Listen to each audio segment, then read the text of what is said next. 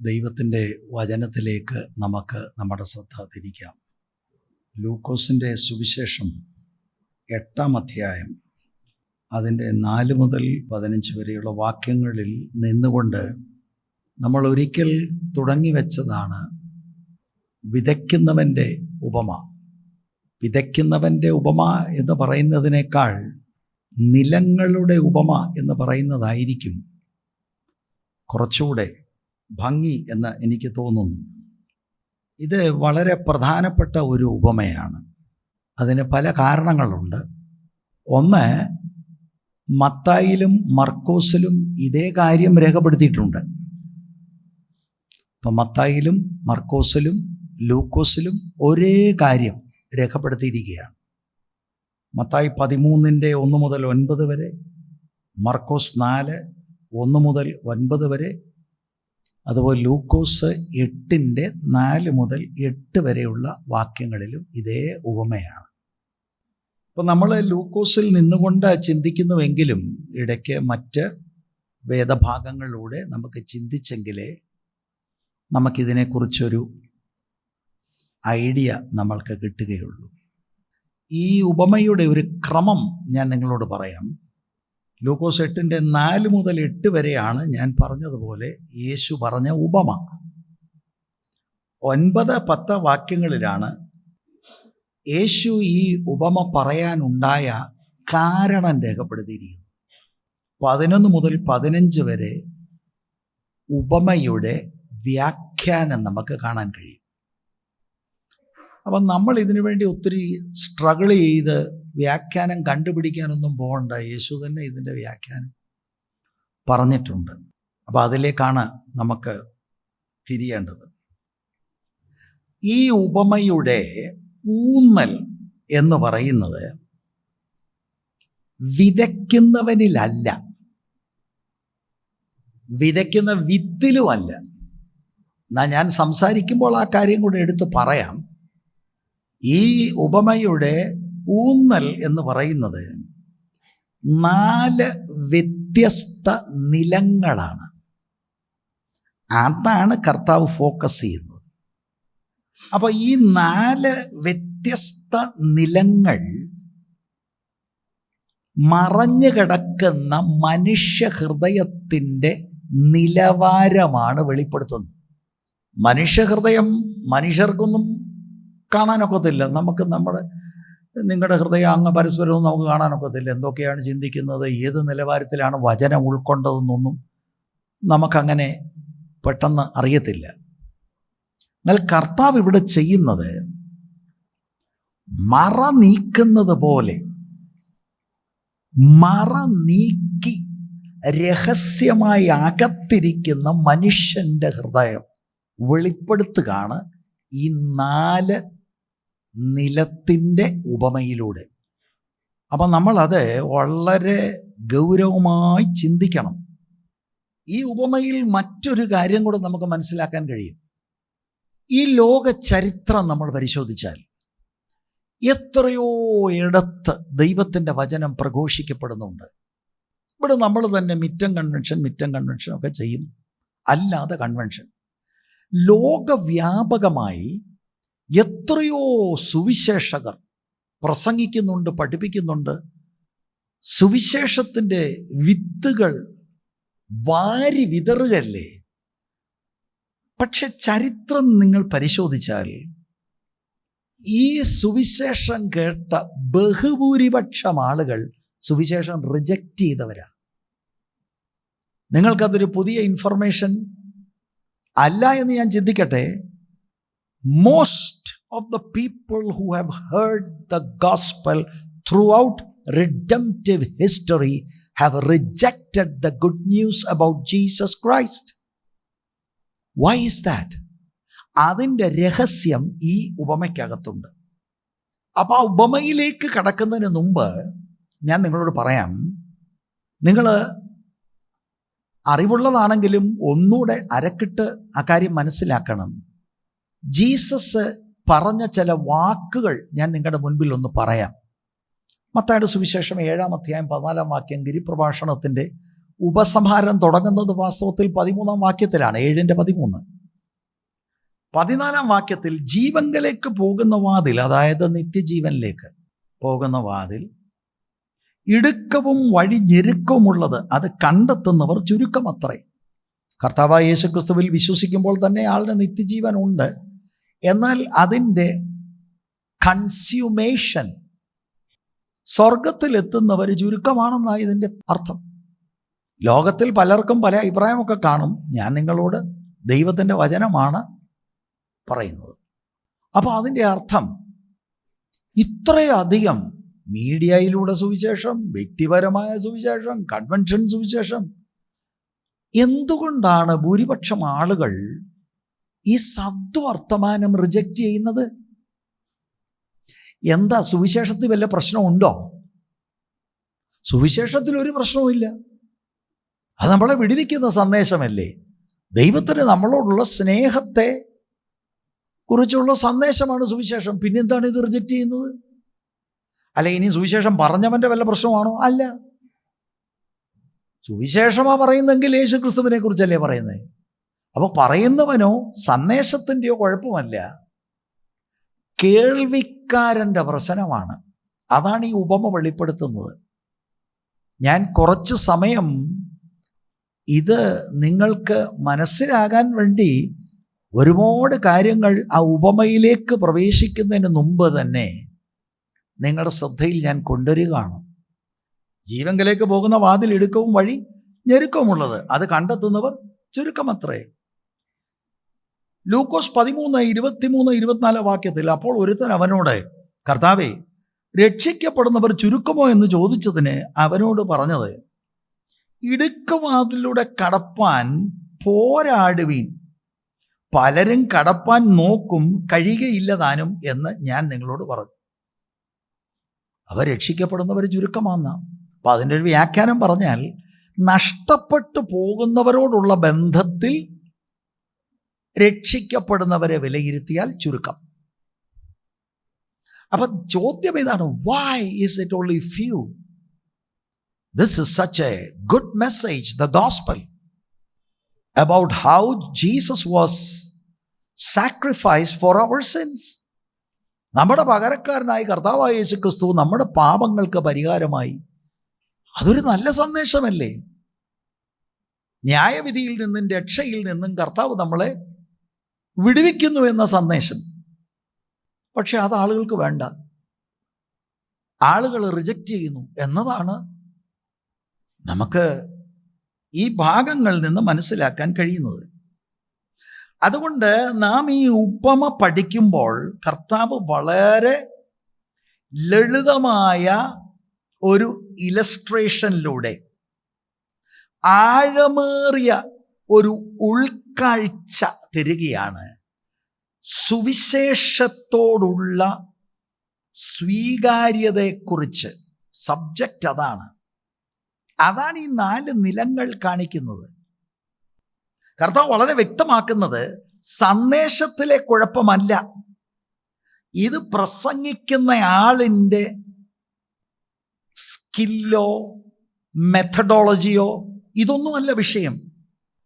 ശ്രോതാവിൻ്റെ ഹൃദയത്തിൻ്റെ അവസ്ഥയാണ് നിർണായകമാകുന്ന ഘടകം. ഇത് ഈ ചർച്ചിലുള്ള എല്ലാവരും മനസ്സിലാക്കണമെന്ന് ദൈവസ്നേഹത്തിൽ ഞാൻ അഭ്യർത്ഥിക്കുകയാണ്. ലോകത്തിലുള്ള ബഹുഭൂരിപക്ഷം ആളുകൾ സുവിശേഷം തിരസ്കരിക്കാൻ കാരണം സുവിശേഷത്തിൽ പ്രശ്നമുണ്ടായിട്ടല്ല, സുവിശേഷം പ്രചരിപ്പിച്ച ആളിൻ്റെ എന്തോ പ്രശ്നം കൊണ്ടുമല്ല, കേൾവിക്കാരൻ്റെ പ്രശ്നമാണ് എന്നതാണ് ഈ നിലങ്ങളുടെ ഉപമയിലൂടെ കർത്താവിന് നമ്മളെ പഠിപ്പിക്കാനുള്ളത്. അപ്പം നമ്മളിത് പഠിക്കുന്നത് നിമിത്തം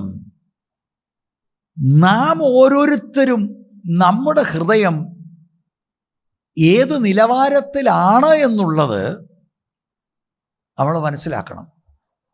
ഒരുപാട് പേരുടെ പരാതിയുടെ അമ്മമാർ പാസ്റ്റർമാരങ്ങനാണ്, യുവമാരെല്ലാം ഇങ്ങനാണ്. ഇത് മൊത്തവും പാപം ഇഷ്ടപ്പെടുമ്പോൾ പാപം വിടാൻ താല്പര്യമില്ലാത്ത ആളുകൾ മറ്റാരെങ്കിലുടെയും കുറ്റം പറഞ്ഞുകൊണ്ട് മറപിടിക്കുകയാണ്. സന്ദേശത്തിന് എന്താ കുഴപ്പം? ഒരു കുഴപ്പമില്ല. സന്ദേശം ആരെക്കുറിച്ചാണ്? കർത്താവിനെ കുറിച്ചാണ്. എന്തെങ്കിലും ഫോൾട്ട് കണ്ടുപിടിച്ചോ? ഇല്ല. അവിടത്തേക്ക് പാപമില്ല. പിന്നെന്താണ് വിഷയം? പിന്നെ അങ്ങനാണ്, ഇങ്ങനാണ്. അത് സ്വന്തം പാപത്തെയും മത്സരത്തെയും ഗമണ്ടിനെയും മറയ്ക്കാനുള്ള ഒരു പരിപാടിയെന്ന് മാത്രമേ ഉള്ളൂ. അതിവിടെയുള്ള ചെറുപ്പക്കാരൊക്കെ ഓർത്തോണോ ഇത്? എനിക്ക് ചൊവ്വാകാൻ ഇഷ്ടമില്ല, അതുകൊണ്ട് ഞാൻ അവർ ശരിയല്ല ഇവർ അവർ എല്ലാവരും തെറ്റാ, നീ അങ്ങ് ശരിയാകുക. അത് വേണ്ട. എല്ലാവരും തെറ്റിയോണ്ട് ഞാനും തെറ്റുന്നു. അപ്പോൾ നിനക്ക് തെറ്റിഷ്ടമാണ്. ഈ ഉപമയിൽ വളരെ കൃത്യമായിട്ട് കർത്താവ് പറയുന്നത് കേൾവിക്കാരുടെയാണ് പ്രശ്നം. ഇനി ഇതിൻ്റെ പശ്ചാത്തലം ഞാൻ പിന്നീട് കുറച്ച് പറയാമെങ്കിലും ഒരു വലിയ പുരുഷാരം വന്നിരിക്കുകയാണ് വചനം കേൾക്കാൻ. യേശു പ്രസംഗിയായിട്ട് നിൽക്കുകയാണ്. 10,000 ആളുകൾ നിൽക്കുകയാണ്. യേശു പ്രസംഗിക്കുകയാണ്. എനിക്കാന്നേൽ ഒരുപാട് കാര്യം, അന്നേരം ഞാൻ പ്രസംഗിയാണ്. 10,000 പേരായിരുന്നു ബ്രദറെ ഇന്നലെ മീറ്റിങ്ങിന്. യേശു ഇവരെ നോക്കുമ്പോൾ യേശു കാണുന്നത് എന്താണെന്നറിയോ? ഇവരിൽ ഭൂരിപക്ഷം ആളുകൾ സൂപ്പർഫിഷ്യലാണ്. അയ്യോ, ഈ ഉപമ ആ സമയത്ത് പറയുകയാണ്, ഇത് കർത്താവിനെ അനുഗമിക്കുന്നവർക്കൊരു പ്രോത്സാഹനമാണ്. അതെങ്ങനെയാണെന്ന് ഞാൻ പറയാം. പക്ഷേ കർത്താവിൻ്റെ ശബ്ദം, വചനം കേൾക്കുന്നവർക്ക് ഇതൊരു മുന്നറിയിപ്പുമാണ്. അനുഗമിക്കുന്നവർക്ക് എങ്ങനെ പ്രോത്സാഹനം? അനുഗമിക്കുന്ന ഞാനും വചനം പ്രസംഗിക്കാൻ പോകുന്നു, നിങ്ങൾ ഓരോരുത്തരും വചനം പ്രസംഗിക്കാൻ പോകുന്നു. നിങ്ങൾ യേശുവിനെ അനുഗമിച്ചുകൊണ്ട് യേശുവിൻ്റെ സുവിശേഷം നിങ്ങൾ പറയാൻ പോകുന്നു. നിങ്ങൾക്കെങ്ങനെ ഇത് പ്രോത്സാഹനമാകുന്നത്? പറയാം. നമ്മൾ ദൈവവചനം പറയുമ്പോൾ ചിലർ മാത്രം അതിനോട് പ്രതികരിക്കുന്നു. പ്രതികരിച്ചവർ തന്നെ ഒരു ഘട്ടം കഴിയുമ്പോൾ വീണു പോകുന്നു. നമ്മളോർക്ക് ഇനി നമ്മുടെ കുഴപ്പം വല്ലതും ആണോ? ഇതെന്താ ഇങ്ങനെ? ആളുകൾ എന്താ സുവിശേഷത്തിൽ നിൽക്കാത്തെ? ഈ മാതൃക കാണുമ്പോഴാണ് നമുക്ക് പ്രോത്സാഹനമാകുന്നത്. നമ്മുടെ വാഴ്ത്തപ്പെട്ട കർത്താവിൻ്റെ ശുശ്രൂഷയിലും അവിടുത്തെ വചനം ബഹുഭൂരിപക്ഷം ആളുകൾ കൈക്കൊണ്ടില്ല. So this is an encouragement for all evangelists not to be discouraged when people reject the gospel. അപ്പോൾ തന്നെ കേൾവിക്കാർക്ക് ഇതൊരു മുന്നറിയിപ്പാണ്. പ്രസംഗത്തിൻ്റെ കുഴപ്പമല്ല, കേൾവിക്കാരൻ്റെ കാതുകളിലാണ് കുഴപ്പം. അവൻ കേൾക്കുന്നതിലാണ് കുഴപ്പം. സ്തോത്രം. അതുകൊണ്ട് ഈ ഉപമ കേൾക്കുന്നവർക്കൊരു മുന്നറിയിപ്പാണ്. കേൾവിക്കാരൻ എപ്പോഴും ദൈവവചനം ശ്രദ്ധിക്കുകയും ഉപരിപ്ലവമായി ഇളകരുത്. വചനം ആകുന്ന വിത്ത് ഹൃദയത്തിനകത്ത് വീണ് അവിടെ കിളർത്ത് അത് വിശ്വാസമായി, യഥാർത്ഥ വിശ്വാസമായി പരിണമിക്കണം. ഉപരിവിപ്ലവമല്ല. Not superficial faith but saving faith. അപ്പൊ ഇതിനകത്ത് പ്രോത്സാഹനവുമുണ്ട്, ഇതിനകത്ത് മുന്നറിയിപ്പുമുണ്ട്.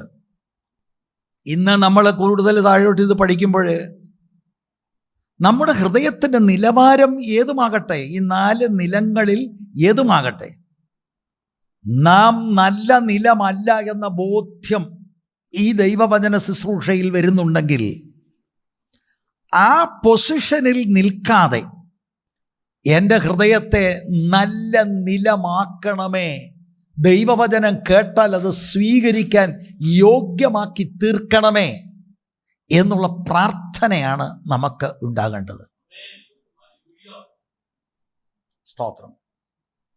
4-ാം വാക്യം.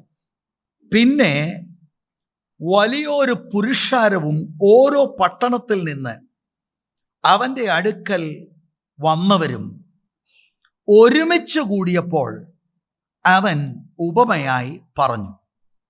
പുരുഷാരം വന്നു, അപ്പോൾ കർത്താവ് ഈ ഉപമ സംസാരിക്കുകയാണ്.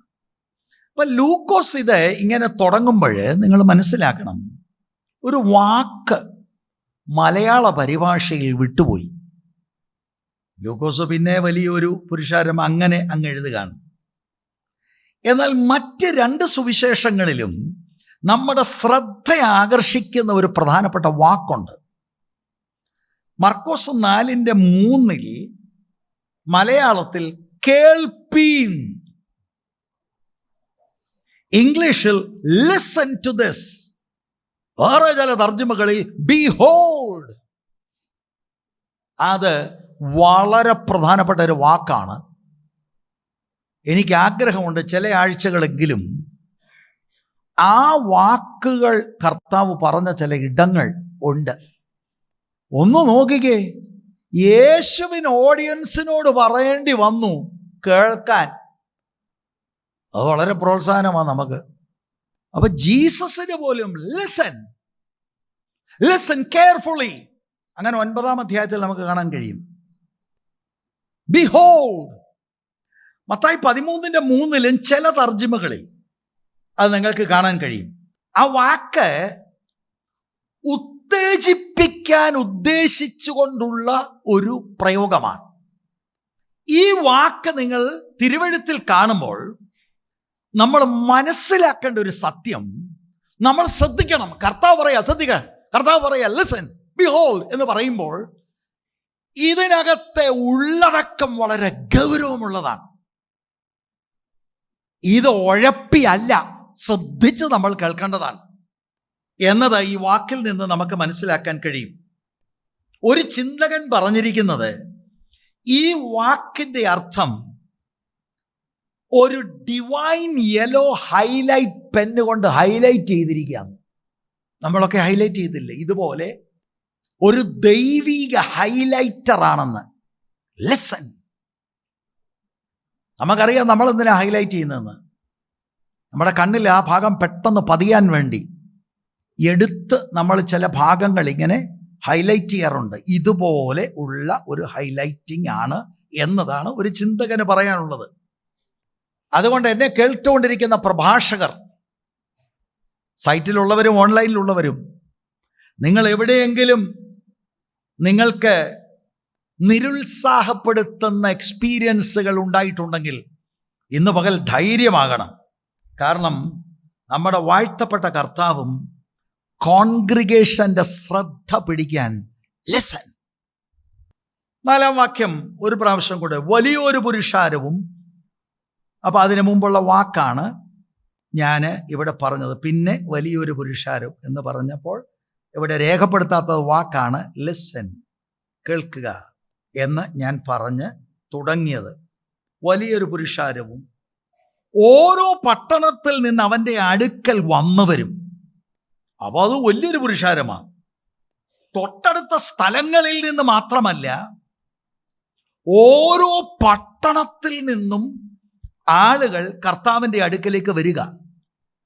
രക്ഷിക്കപ്പെട്ട് സ്നാനപ്പെടാനായിരിക്കും. എന്തിനാണ് കർത്താവിൻ്റെ അടുക്കൽ ഇത്രയും ആളുകൾ കൂടുന്നത്? കർത്താവ് നോക്കിക്കൊണ്ട് പറയുന്നത് ഇവരുടെ ഹൃദയ നിലവാരവും ശരിയല്ലെന്ന്.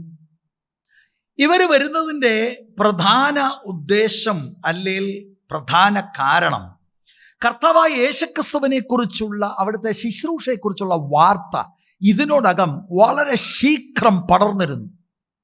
കാലാവസ്ഥയുടെ മേൽ അധികാരമുള്ള കർത്താവ്, അശുദ്ധാത്മാക്കളുടെ ലോകത്തിൻ്റെ മേൽ അധികാരമുള്ള കർത്താവ്, സകല രോഗങ്ങളെയും സൗഖ്യമാക്കുന്ന കർത്താവ്, എന്തിനേറെ മരിച്ചവരെ പോലും ഉയിർപ്പിക്കുന്ന കർത്താവ് യോഗത്തിന് പോണം. അപ്പൊ അവര് വന്നിരിക്കുന്നത് ഈ ശക്തമായ അത്ഭുതങ്ങൾ കാണുവാനും സൂപ്പർ മെസ്സേജാണ് ഒന്ന് കേൾക്കണം. അങ്ങനെ ത്രിൽ സീക്കേഴ്സാണ്, അല്ലാതെ മാനസാന്തരപ്പെടാൻ വന്നവരല്ല. അത്ഭുതങ്ങൾ, അടയാളങ്ങൾ കണ്ട് ഇവരിൽ മിക്കവരുടെ ഹൃദയം നല്ല നിലമല്ലായിരുന്നു. വിതയ്ക്കപ്പെടുന്ന വിത്തിന് പാകമായിട്ടുള്ള നിലം അല്ലായിരുന്നു എന്നാണ് നമുക്ക് മനസ്സിലാക്കാൻ കഴിയുന്നത്. അവർക്ക് വേണ്ടിയത് അത്ഭുതങ്ങളാണ്. പക്ഷേ ഏറ്റവും വലിയ അത്ഭുതമാകുന്ന ഹൃദയ പരിവർത്തനം എന്ന അത്ഭുതം അവരാഗ്രഹിച്ചില്ല, അവരതല്ല തേടിയത്. ആ 4-ാം വാക്യം പിന്നെ നിങ്ങൾ ശ്രദ്ധിക്കുക. വലിയൊരു പുരുഷാരം ഓരോ പട്ടണത്തിൽ നിന്നും അവൻ്റെ അടുക്കൽ വന്നവരും ഒരുമിച്ച് കൂടിയപ്പോൾ. ആ വാക്കിൻ്റെ അർത്ഥം ഇങ്ങനെ ഈ പുരുഷാരം കൂടിക്കൊണ്ടിരുന്നു, അതിൻ്റെ സൈസ് വർദ്ധിച്ചുകൊണ്ടേയിരുന്നു. അവൻ ഉപമയായി പറഞ്ഞത്, അവരോട് സംസാരിക്കുന്നത് പാരബിൾ, ഉപമയായി. ശരിക്കും പറയുന്ന ഈ വാദങ്ങൾ കൂടുതൽ ആകർഷകമാക്കുവാൻ അന്നത്തെ യഹൂദ റബിമാർ സാധാരണയായി ഉപയോഗിച്ചിരുന്ന ഒരു ഉപാധിയായിരുന്നു പാരബിൾസ്, ഉപമകൾ, പാരബോളെ. സാധാരണ അങ്ങനെ ഉപയോഗിച്ചിരുന്നു. സ്വർഗീയ അർത്ഥമുള്ള ഒരു ഭൗമിക കഥയാണ് ഈ ഉപമകൾ. അപ്പം ഞാൻ നിങ്ങളോടൊരു ചോദ്യം ചോദിക്കുകയാണ്.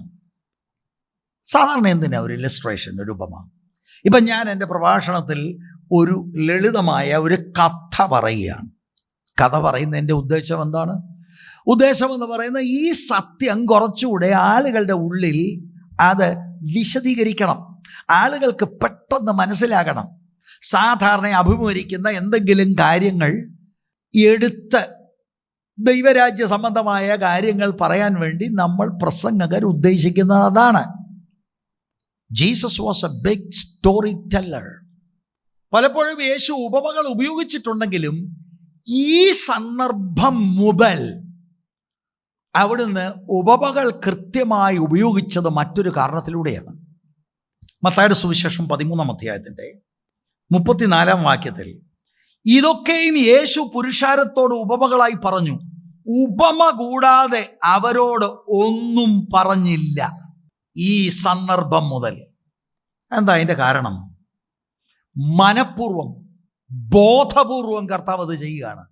ഇത് ഒരു ന്യായവിധിയുടെ സൂചനയാണ്. യഹൂദന്മാർ പൊതുവെ യേശു സഞ്ചരിച്ചുകൊണ്ട് ഗ്രാമം തോറും പട്ടണം തോറും ദൈവരാജ്യത്തിൻ്റെ സുവിശേഷം പറഞ്ഞു. യഹൂദന്മാർക്ക് അത് വിശ്വസിക്കാൻ താല്പര്യമില്ല. അങ്ങനെ വിശ്വസിക്കാത്തവരോട് ഇനിയും ഉപമകളാലാണ് യേശു പറയുന്നത്. അവിശ്വസിച്ചുകൊണ്ട് യേശുവിൻ്റെ പ്രസംഗത്തെ തിരസ്കരിച്ചവർക്ക് യേശു ഉപമകളാൽ പറയുന്നത്, ആ ഉപമകൾ, അതിനകത്തെ സന്ദേശം യേശു മനഃപൂർവം, ബോധപൂർവം മറച്ചു. They must not understand. That's a tragedy. അതാണോ ചിലർക്കൊന്നും മനസ്സിലാകാത്തെ? അങ്ങനെയൊക്കെ കർത്താവ് ചെയ്യുമോ? അയ്യോ, ഞങ്ങൾ ഓർത്ത കർത്താവ് എപ്പോഴും ഇങ്ങനെ സ്നേഹിക്കുക, എൻ്റെ കണ്ണുനീര് തുടയ്ക്കും. കർത്താവിന് ഇങ്ങനെ ഒരു പ്രവൃത്തി ഉണ്ടെന്ന് നമ്മൾ അറിയണം. ഉപമ പറഞ്ഞിട്ട് അത് വിശദീകരിച്ചില്ലെങ്കിൽ കടങ്കഥ പോലെ ഉള്ളൂ. വിശദീകരിക്കുമ്പോഴാ ആഹാ, ഓ അത് ശരി, അങ്ങനെ അല്ലേ. വിശദീകരിച്ചില്ലെങ്കിലോ? കർത്താവ് വിശദീകരിക്കുന്നത് തന്നോട് രഹസ്യത്തിൽ ചോദിക്കുന്ന ശിഷ്യന്മാർക്ക് മാത്രമാണ്, മറ്റവർക്ക് നോ. എന്താണ്? You don't want the truth, now it is shut. ഇതെന്നും ദൈവസഭ ഓർത്തോണം, വ്യക്തിപരമായി ദൈവ മക്കളും ഓർത്തോണം. ഇതൊരു ഭാഗത്തിൽ മാത്രമല്ല. Towards the end of his ministry നമുക്കിത് കാണാൻ കഴിയും. സത്യത്തെ കർത്താവ് ബോധപൂർവമായിട്ട് മറച്ചു വെക്കുന്നത് ന്യായവിധിയാണ്. ഇസ്രായേലിന്റെ മേൽ ന്യായവിധി വന്നിരിക്കുന്നു. ഇനി അവരാഗ്രഹിച്ചാൽ പോലും അവർക്ക് അവരുടെ മശിഹായുടെ സന്ദേശം മനസ്സിലാകത്തില്ല. യൗവനക്കാരെ, ശ്രദ്ധിച്ച് ഞാൻ പറയുന്നത് കേട്ടോണം. You keep on rejecting, you keep on rebelling, there will come a time you will not be able to understand. ഇത് നമുക്ക് ഒരു വലിയ മുന്നറിയിപ്പാണ്. ന്യായവിധി എന്നതോ വെളിച്ചം ലോകത്തിൽ വന്നിട്ടും മനുഷ്യരുടെ പ്രവൃത്തി ദോഷമുള്ളതാകയാൽ അവർ വെളിച്ചത്തെക്കാൾ ഇരുളിനെ സ്നേഹിച്ചത് തന്നെ. കർത്താവിനെ തിരസ്കരിച്ചവര് എന്തുകൊണ്ട് തിരസ്കരിച്ചു? We love darkness, we love sin. യുവാവേ, യുവതിയെ, why are you rejecting the truth? ഓ അതാ പെന്തിക്കോസുകാരെല്ലാം കള്ളന്മാരാ. Oh really? ഓ അതിന്റെ പെന്തിക്കോസുകാരെല്ലാം കള്ളന്മാരാന്ന് നീ എന്തിനാ കള്ളത്തരം കാണിക്കുന്നത്? ഓ വിശ്വസിക്കാൻ ഒരു പാസ്റ്റർമാരെയും കഴിയത്തില്ല. ഓ അതിന് നീ എന്തിനാ? നിനക്ക് യേശുവിനെ വിശ്വസിക്കാമോ? പിന്നത്തൊരു വലിയ ചോദ്യമാ, വലിയ ചോദ്യം. ആരുണ്ട് ജീവിക്കുന്നത്? ഇതല്ല എന്തിനാണെന്നറിയോ പറയുന്നത്? സ്വന്തം പാപത്തെ മറയ്ക്കാൻ വേണ്ടി പറയുകയാണ്. അങ്ങനെ ആളുകളെ ഈ അഭ്യാസം പറഞ്ഞ് തോപ്പിക്കാനൊക്കെ ശ്രമിക്കും.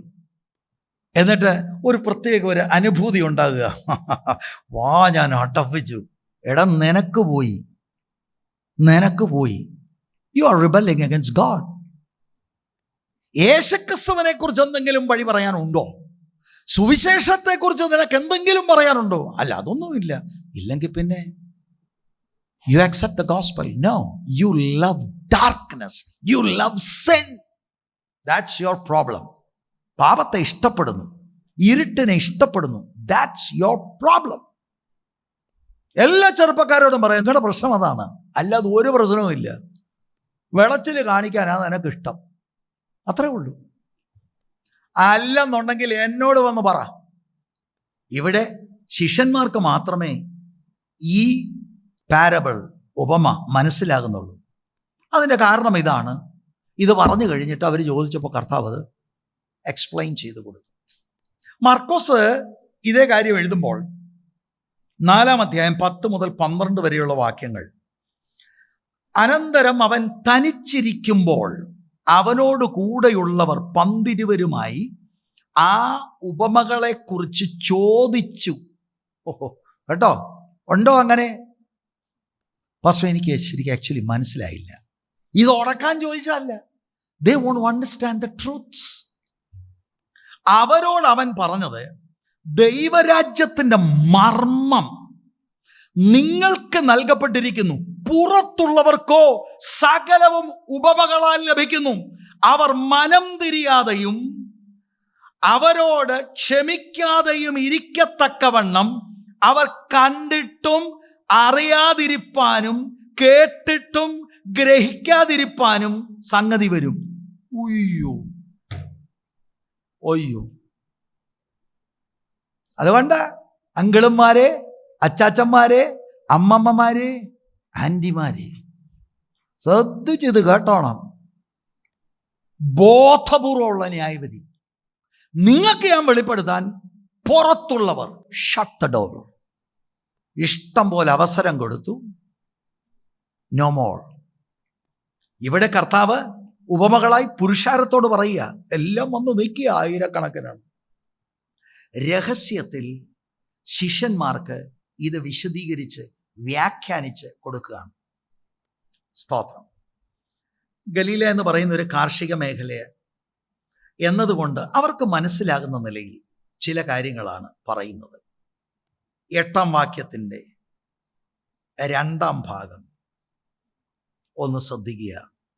ഇത് പറഞ്ഞിട്ട് കേൾപ്പാൻ ചെവിയുള്ളവൻ കേൾക്കട്ടെ എന്ന് വിളിച്ചു പറഞ്ഞെന്ന്. He who has ears to hear let him hear. അക്ഷരിക ചെവിയുടെ കാര്യമല്ല. അപ്പോൾ ഈ ഉപമകൾ പറയുന്നത് 2 കാര്യങ്ങളാണ്. ഒന്ന്, സത്യത്തെ വെളിപ്പെടുത്തണം, ചെവിയുള്ളവന് വെളിപ്പെടുത്തി കൊടുക്കണം. മറ്റേത്, ഹൃദയം അടച്ചിരിക്കുന്നവന് സത്യം ഇനിയും മനസ്സിലാകരുത്, അവൻ ഇത് മറക്കണം. Price the Lord. 9-ാം വാക്യം. അവൻ്റെ ശിഷ്യന്മാർ അവനോട് ഈ ഉപമ എന്ത് എന്ന് ചോദിച്ചതിന് അവൻ പറഞ്ഞത്. 10-ാം വാക്യം. ദൈവരാജ്യത്തിൻ്റെ മർമ്മങ്ങളെ അറിയുവാൻ നിങ്ങൾക്ക് വരം ലഭിച്ചിരിക്കുന്നു, ശേഷമുള്ളവർക്കോ കണ്ടിട്ടും കാണാതിരിപ്പാനും കേട്ടിട്ടും ഗ്രഹിക്കാതിരിപ്പാനും ഉപമകളിൽ അത്രേ. ശിഷ്യന്മാർ മാത്രമേ ഉള്ളൂ ഇതിനകത്ത് ഇൻട്രസ്റ്റഡ് ആയിട്ടുള്ളവർ. അവർക്ക് മനസ്സിലാക്കി കൊടുത്തു. സ്തോത്രം. അവിടെ എന്താ? ദൈവരാജ്യത്തിൻ്റെ മർമ്മം. ദൈവരാജ്യം എന്ന് പറഞ്ഞാൽ ദൈവത്തിൻ്റെ ഭരണം, മർമ്മം.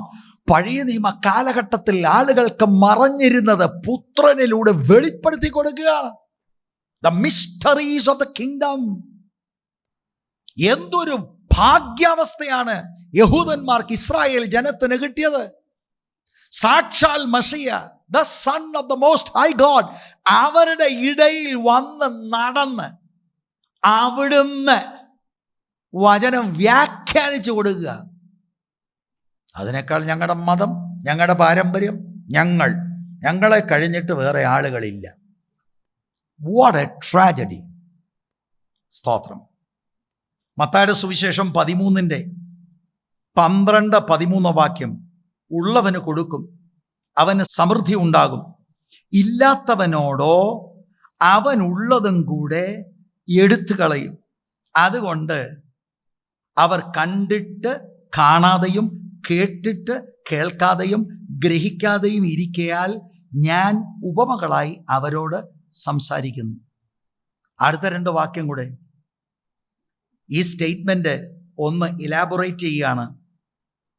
ശ്രദ്ധിച്ച് കേൾക്കണം. ഇത് യെശയ്യാ പ്രവാചകന്റെ പുസ്തകത്തിൽ നിന്ന് കോട്ട് ചെയ്യാണ് കർത്താവ്. 6-ാം അധ്യായത്തിന്റെ 9-ാം വാക്യം പ്രവാചക പുസ്തകത്തിൽ, നിങ്ങൾ ചെവിയാൽ കേൾക്കും ഗ്രഹിക്കയില്ലതാനും. എൻ്റെ ദൈവമേ, നിങ്ങൾ കേൾക്കും, കുछ समझ में नहीं आएगा. കണ്ണാൽ കാണും, ദർശിക്കയില്ലതാനും. ഈ ജനത്തിൻ്റെ ഹൃദയം തടിച്ചിരിക്കുന്നു.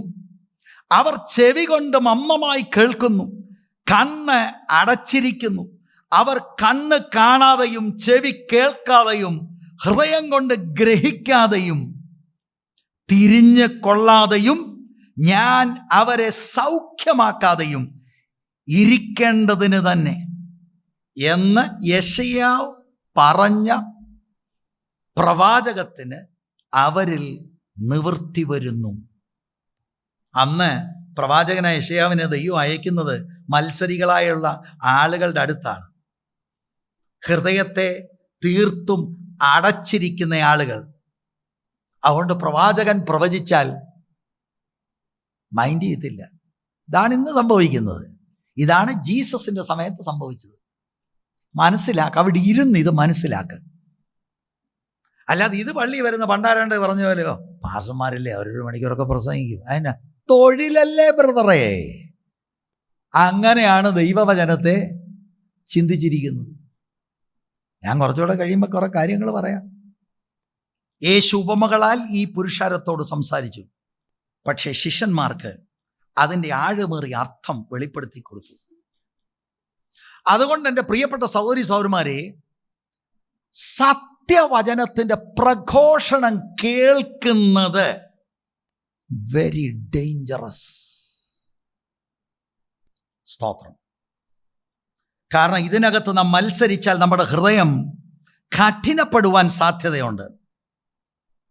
അങ്ങനെ കഠിനപ്പെട്ട് കഴിഞ്ഞാൽ പിന്നെ പല സത്യങ്ങളും നമുക്ക് കർത്താവ് മനസ്സിലാക്കി തരില്ല. നിങ്ങൾക്കറിയാമല്ലോ ഫറവോനെ കുറിച്ചൊക്കെ എഴുതിയിരിക്കുന്നത്. എന്നാൽ സ്വൈര്യം വന്നു എന്ന് ഫറവോൻ കണ്ടാറെ യഹോവ അരുളി ചെയ്തതുപോലെ അവൻ തൻ്റെ ഹൃദയത്തെ കഠിനമാക്കി അവരെ ശ്രദ്ധിച്ചതുമില്ല. He hardened his heart. Mathai 13:16 എന്നാൽ നിങ്ങളുടെ കണ്ണ് കാണുന്നത് കൊണ്ടും നിങ്ങളുടെ ചെവി കേൾക്കുന്നത് കൊണ്ടും ഭാഗ്യമുള്ളത്. റിയൽ ബിലീവർ, റിയലി രക്ഷിക്കപ്പെട്ടവൻ, റിയലി കർത്താവ് തുറന്ന കണ്ണുകളുള്ളവൻ. സ്തോത്രം. ഇനി കർത്താവ് ഈ ഉപമയിൽ 4-ാം വാക്യം നമ്മൾ വായിക്കുമ്പോൾ ഇതിനകത്തെ കുറെ ഘടകങ്ങൾ വെളിപ്പെടുത്തുകയാണ്. 4-ാം വാക്യം പരസ്യമായിട്ടൊന്ന് വായിച്ചാട്ടെ. പിന്നെ വലിയൊരു പുരുഷാരവും ഓരോ പട്ടണത്തിൽ നിന്ന് അവന്റെ അടുക്കൽ വന്നവരും ഒരുമിച്ച് കൂടിയപ്പോൾ അവൻ ഉപമയായി പറഞ്ഞത്. അടുത്തത്, വിതയ്ക്കുന്നവൻ വിത്ത് വിതപ്പാൻ പുറപ്പെട്ടു. മതി. വിതയ്ക്കുന്നവൻ വിത്ത് വിതപ്പാൻ പുറപ്പെട്ടു. 4-ാം വാക്യത്തിന്റെ അവസാന ഭാഗമാണ്. വിതയ്ക്കുന്നത് ആരാണ്? വിത്ത് എന്താണ്? പിന്നീട് നിലങ്ങളുടെ കാര്യം പറയാം. ആദ്യം വിതയ്ക്കുന്നവൻ ശരിക്കും ആ കോണ്ടെക്സ്റ്റിൽ നമ്മുടെ വാഴ്ത്തപ്പെട്ട കർത്താവ് തന്നെയാണ്. ഈ പുരുഷാരം വന്നിരിക്കുന്നു, അവരോട് ദൈവത്തിൻ്റെ വചനം, ദൈവരാജ്യം പറയുകയാണ്. അവിടുന്നാണ് വിതയ്ക്കുന്നവൻ. എന്നാൽ ഒരു വൈഡർ കോണ്ടെക്സ്റ്റിൽ സത്യസുവിശേഷം പറയുന്നവൻ, പ്രചരിപ്പിക്കുന്നവനെല്ലാം വിതയ്ക്കുന്നവനാണ്. നിങ്ങൾ വ്യക്തിപരമായ ഒരാളോട് സുവിശേഷം പറയുന്നു, മിറ്റം കൺവെൻഷന് അല്ലെ പരസ്യയോഗം, എല്ലായിടത്തും നിങ്ങൾ വചനം വിതയ്ക്കാൻ പോയിരിക്കുകയാണ്. ആ അർത്ഥത്തിലാണ് നമ്മൾ ഇത് മനസ്സിലാക്കേണ്ടത്. അപ്പൊ കർത്താവെന്ന വിതയ്ക്കുന്നവനെ നമ്മൾ ശ്രദ്ധിച്ചാൽ, കർത്താവിൻ്റെ പ്രസംഗ ശുശ്രൂഷയിൽ എത്ര ശക്തമായിട്ടാണ് ആളുകൾ പ്രതിരോധിച്ചത്. കർത്താവിൻ്റെ സന്ദേശത്തെ റിജക്റ്റ് ചെയ്തു എങ്കിൽ ഇന്ന് വിതയ്ക്കാൻ ഇറങ്ങുന്ന നമ്മളറിയണം, നമ്മൾക്കും ഇതേ അനുഭവം ഉണ്ടാകും. ട്രാക്ട് കൊടുക്കുമ്പോൾ മുഖത്തിങ്ങനെ വലിച്ചു കീറി കാണിക്കും. സുവിശേഷം എല്ലാവർക്കും മനസ്സിലാകുന്ന നിലയിൽ പറഞ്ഞാലും മൈൻഡ് ചെയ്യത്തില്ല. ആർക്ക് കേൾക്കണമടേ നിന്റെ സുവിശേഷം എന്ന മട്ടിൽ എഴുന്നേറ്റ് പൊക്കളി. അതെന്താണ്? ജീസസിന്റെ മിനിസ്ട്രിയിൽ അങ്ങനെയായിരുന്നു. Jesus himself is the gospel. അവിടുന്ന് തന്നെ ആ ദൈവസ്നേഹത്തിൽ അവർക്ക് വിളംബരം ചെയ്യുകയാണ്. And most of them rejected the sower. ഇത് തന്നെയാണ് വിതയ്ക്കാൻ ഇറങ്ങിയിരിക്കുന്ന നമ്മളും പ്രതീക്ഷിക്കേണ്ടത്. Praise the Lord. നമ്മളതെന്നും നമ്മുടെ മനസ്സിൽ ഓർത്തിരിക്കണം. ഇവിടെ നിന്ന് കാലഘട്ടത്തോടുള്ള ബന്ധത്തിൽ 1-2 കാര്യങ്ങൾ സൂചിപ്പിക്കാൻ എൻ്റെ മനസ്സിൽ വളരെ ആഗ്രഹമുണ്ട്. ഞാൻ കഴിഞ്ഞ ദിവസങ്ങൾ വളരെ ഡിസ്റ്റർബ്ഡും വളരെ വിഷമിച്ച്, ഞാൻ എപ്പോഴും അങ്ങനെയാ. ഞാൻ ഈ നമ്മുടെ നാട്ടിൽ നടക്കുന്ന പല യോഗങ്ങളെക്കുറിച്ച് ഒരു ചെറിയ സ്റ്റഡി നടത്തുന്ന ഒരാളാണ്. കാരണം വെറുതെ ഉപരിപ്ലവമായിട്ട് മനസ്സിലെന്തെങ്കിലും തെറ്റിദ്ധാരണ കൊണ്ട് നടന്ന് നമ്മൾ അതിനെ അനലൈസ് ചെയ്തിട്ടൊന്നും കാര്യമൊന്നുമില്ല. കൃത്യമായിട്ട് ആളുകൾ പറയുന്നതെന്താ, പ്രചരിപ്പിക്കുന്നതെന്താ എന്ന് ഞാനൊരു ചെറിയ സ്റ്റഡി നടത്തുന്നയാളാണ്. അതുപോലെ ഞാൻ നിങ്ങളോട് വളരെ തുറന്നു പറയാം, എവിടെയെങ്കിലും സത്യമായ പത്യവചനം സംസാരിക്കുന്നുണ്ടെങ്കിൽ, അങ്ങനെ ഉള്ളിടം ഉണ്ട്, അത് ദൈവകൃപയാൽ പ്രോത്സാഹിപ്പിക്കാൻ, അപ്രീഷിയേറ്റ് ചെയ്യാനുള്ള കൃപ ഈ എളിയവന് ദൈവം തന്നിട്ടുണ്ട്. പക്ഷെ നാണയത്തിന് മറുവശമുണ്ട്. അതല്ലാതെ പ്രചരിപ്പിക്കുന്ന ഇടം കാണുമ്പോൾ ചങ്ക് പൊട്ടിപ്പോവുക.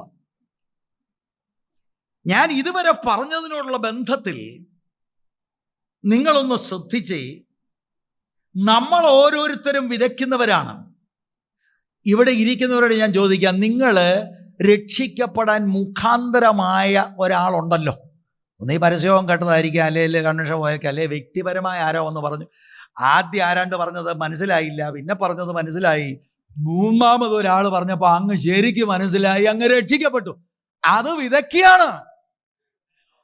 നമ്മളന്നേരം ഇതിൻ്റെ ടെക്നിക്കാലിറ്റികളൊന്നും നമുക്കൊന്നും മനസ്സിലായില്ല. ഇന്നടത്തെ അജായം വന്നൊന്ന് പറഞ്ഞു, ഒരു ട്രാക്ട്, ഇതൊക്കെ നമ്മൾ ചിന്തിച്ചുള്ളൂ. Actually that was a sower sent from God. ഇനിയും ഈ സോവർ, നമ്മുടെ കാര്യം നമ്മൾ പറഞ്ഞു, ഇതുപോലെയാണ് അപ്പോസ്തല പ്രവൃത്തികളിലൊക്കെ അപ്പോസ്തലന്മാര് സീഡ് വിതയ്ക്കുകയാണ്, ദൈവത്തിന്റെ വചനം വിതയ്ക്കുകയാണ്. ഈ 4-ാം വാക്യത്തിൽ മറ്റൊരു ഘടകം എന്ന് പറയുന്നത് വിത്താണ്. ആത്മീക ശുശ്രൂഷയിൽ വിതയ്ക്കുന്നവൻ വിത്താണ് വിതയ്ക്കേണ്ടത്. വിത്ത് എന്താണ്? വിത്ത് വിതപ്പാൻ പുറപ്പെട്ടു. 11-ാം വാക്യത്തിൽ ആണ് അതിന്റെ വ്യാഖ്യാനം. ഉപമയുടെ പൊരുളോ വിത്ത് ദൈവത്തിന്റെ വചനം, വേറെ എങ്ങും പോകണ്ട. വിതയ്ക്കുന്നത് പ്രൈമറിലി ജീസസ്, എക്സ്റ്റെൻഡഡ് ആയിട്ടുള്ള ഒരു ആപ്ലിക്കേഷനിൽ ഓൾ ഓഫ് us. നമ്മുടെ അടുത്ത് വന്ന് പറഞ്ഞവരും വചനം പറഞ്ഞവരെല്ലാം വിതയ്ക്കുന്നവരാണ്. എന്ത് വിതയ്ക്കണം? വിത്ത് വിതയ്ക്കണം. വിത്ത് എന്താ? വചനമാണ്. അല്ലാതെ വായി വരുന്ന എന്തെങ്കിലും പറയുന്നതല്ല വിതയ്ക്കൽ. വിത്ത് എന്നിവിടെ ഉദ്ദേശിക്കുന്നത് ഫലവത്തായി വരണമെങ്കിൽ, ആത്മീക മാറ്റം ഒരുവനിൽ സംഭവിക്കണമെങ്കിൽ, അകത്ത് ദൈവത്തിന്റെ ജീവൻ വ്യാപരിക്കണമെങ്കിൽ, വേറെ കഥകളല്ല, കിഴവിക്കഥയല്ല. He must sow the seed, and the seed is the word of God. The truth of God, the scripture. അല്ലാതെ പെന്തിക്കോസ് പള്ളിയിൽ അംഗത്വം ഉള്ളതുകൊണ്ടൊന്നും ഗുണമുണ്ടാകണമെന്നൊന്നുമില്ല. 1 പത്രോസിന്റെ ലേഖനം 1-ാം അധ്യായത്തിന്റെ 23-ാം വാക്യം. എങ്ങനെയാണ് നമ്മളൊക്കെ രക്ഷിക്കപ്പെട്ടത്? കെടുന്ന ബീജത്താലല്ല, കെടാത്തതിനാൽ ജീവനുള്ളതും നിലനിൽക്കുന്നതുമായ ദൈവവചനത്താൽ തന്നെ നിങ്ങൾ വീണ്ടും, അതാ വീണ്ടും ജനനം, അല്ലാതെ സ്നാനത്തിലല്ല വീണ്ടും ജനനം. വീണ്ടും ജനിച്ചവരാണ് സ്നാനപ്പെടുന്നത്. രക്ഷിക്കപ്പെടണം, മാനസാന്തരം വേണം. ഒരുപാട് ആളുകൾ ധരിച്ചിരിക്കുന്നത് പെന്തിക്കോസ് പള്ളിയിൽ പോയി മെമ്പർഷിപ്പ് എടുത്താൽ എല്ലാവരും രക്ഷപ്പെടുക എന്നാ. അല്ല പ്രിയരേ, we are born again by the imperishable seed which is the word of God. അതെങ്ങനെയാ? ആരോ പറഞ്ഞു? ഇത് വന്ന് ഈ നല്ല നിലമായി ഒരുക്കപ്പെട്ട ഹൃദയത്തിനകത്ത് വീണു, വിശ്വാസമായി പരിണമിച്ചു, ഗുണകരമായി ദൈവത്തിന്റെ ഭരണത്തിന്റെ കീഴിലേക്ക് വന്നു. ഇതാണ് നമ്മൾ പറയുമ്പോഴും സംഭവിക്കേണ്ടത്. പക്ഷെ ബഹുഭൂരിപക്ഷം ആളുകൾ റിജക്റ്റ് ചെയ്യും. സീഡ് വേണം. ഇപ്പം ഞാനൊരു കാര്യം ചോദിക്കട്ടെ. Seed is the word of God, it's A scripture, it's the truth about God, the gospel. ഇത് ശുദ്ധമായ സുവിശേഷം പറയുന്നിടത്ത് 4 നിലയിലുള്ള നിലങ്ങളാണ്. അപ്പോൾ വചനമാണെന്നും പറഞ്ഞ് ഞാൻ ഇന്ന് രാവിലെ ഉപയോഗിച്ച ഒരു പദപ്രയോഗം പ്ലാസ്റ്റിക് വിത്തായി ഇടുന്നെങ്കിലോ? സത്യമായ വിത്ത്, ദൈവത്തിൻ്റെ വചനം പ്രസംഗിക്കുമ്പോൾ only 25% റിസീവ് ചെയ്യുന്നുള്ളൂ. അങ്ങനെയാണെങ്കിൽ വചനമല്ലാതെ ഇരിക്കെ വചനമാണെന്നുള്ള കോട്ടിങ്ങിൽ പ്രസംഗിച്ച് ഇവിടെ എല്ലാവരും കൂടെ അങ്ങ് തുള്ളിയാൽ എന്നാ കിട്ടും? മുട്ടിന് വേദന ഉണ്ടാവും. അത്രയേ ഉള്ളൂ. ദൈവത്തിൻ്റെ വചനമാണ് വിത്ത്. ഇത് വളരെ പ്രധാനപ്പെട്ടതാണ്. യേശു പ്രസംഗിച്ചത് വചനമാണ്. ഇങ്ങനെ എഴുതിയിരിക്കുന്നു എന്ന് പറഞ്ഞാൽ പഴയ നിയമം കോട്ട് ചെയ്തുകൊണ്ട് അതിൻ്റെ വെളിപ്പാടുകൾ പറയാണ്. ലൂക്കോസിന്റെ സുവിശേഷം 24 ഉയർത്തെഴുന്നേറ്റ കർത്താവ് പഠിപ്പിക്കുന്നത് എവിടെ നിന്നാണ്? കാരണം ഇവര് യേശു കഷ്ടാനുഭവങ്ങൾ അനുഭവിക്കണമെന്നുള്ളത് they just could not accept that. മോശയും പ്രവാചകന്മാരും സങ്കീർത്തനങ്ങളിൽ എന്നെ കുറിച്ച് എഴുതിയിരിക്കുന്നു. It's all written. He taught from the scriptures. യേശുവിനെ അനുഗമിച്ച അപ്പോസ്തലന്മാർ taught from the scriptures. ഇവിടെയുള്ള ദൈവത്തിന്റെ ദാസന്മാർ teach from the scriptures, the seed, the word of God. യേശുവും അപ്പോസ്തലന്മാരും കൽപ്പിച്ചതെന്താ? സഭ ദൈവവചനം പഠിപ്പിക്കണമെന്നാ. നമുക്കറിയാമല്ലോ. മർക്കോസ് 16-15 മത്തായിയുടെ സുവിശേഷം 28, 19, 20 വാക്യത്തിലൊക്കെ ജീസസ് കമാൻഡഡ്. ഉയർത്തെഴുന്നേറ്റ കർത്താവ് കൽപ്പിച്ചതല്ലേ? Teach the word, preach the word. അപ്പോസ്തലനായ പൗലോസിന്റെ ആ കൽപ്പനയൊക്കെ ഏറ്റവും അവസാനം തിമോത്തിയോട് പറയുന്നതൊക്കെ നമ്മൾ പഠിച്ചിട്ടില്ലേ? 2 തിമോത്തിയോസിന്റെ ലേഖനം 4-ാം അധ്യായത്തിന്റെ 2-ാം വാക്യം എന്താ പറയുന്നത്? കാരാഗ്രഹത്തിൽ കിടക്കുന്ന ഈ അഭിഷക്തം പറയാ, preach the word in season and out of season. കർണരസകരമായ കാര്യങ്ങൾ കേൾക്കുന്ന അങ്ങനെയുള്ള ഉപദേഷ്ടാക്കന്മാരെ പെരുപ്പിക്കുന്ന കാലം വരും. But you preach the word. എന്ത് പറ്റി?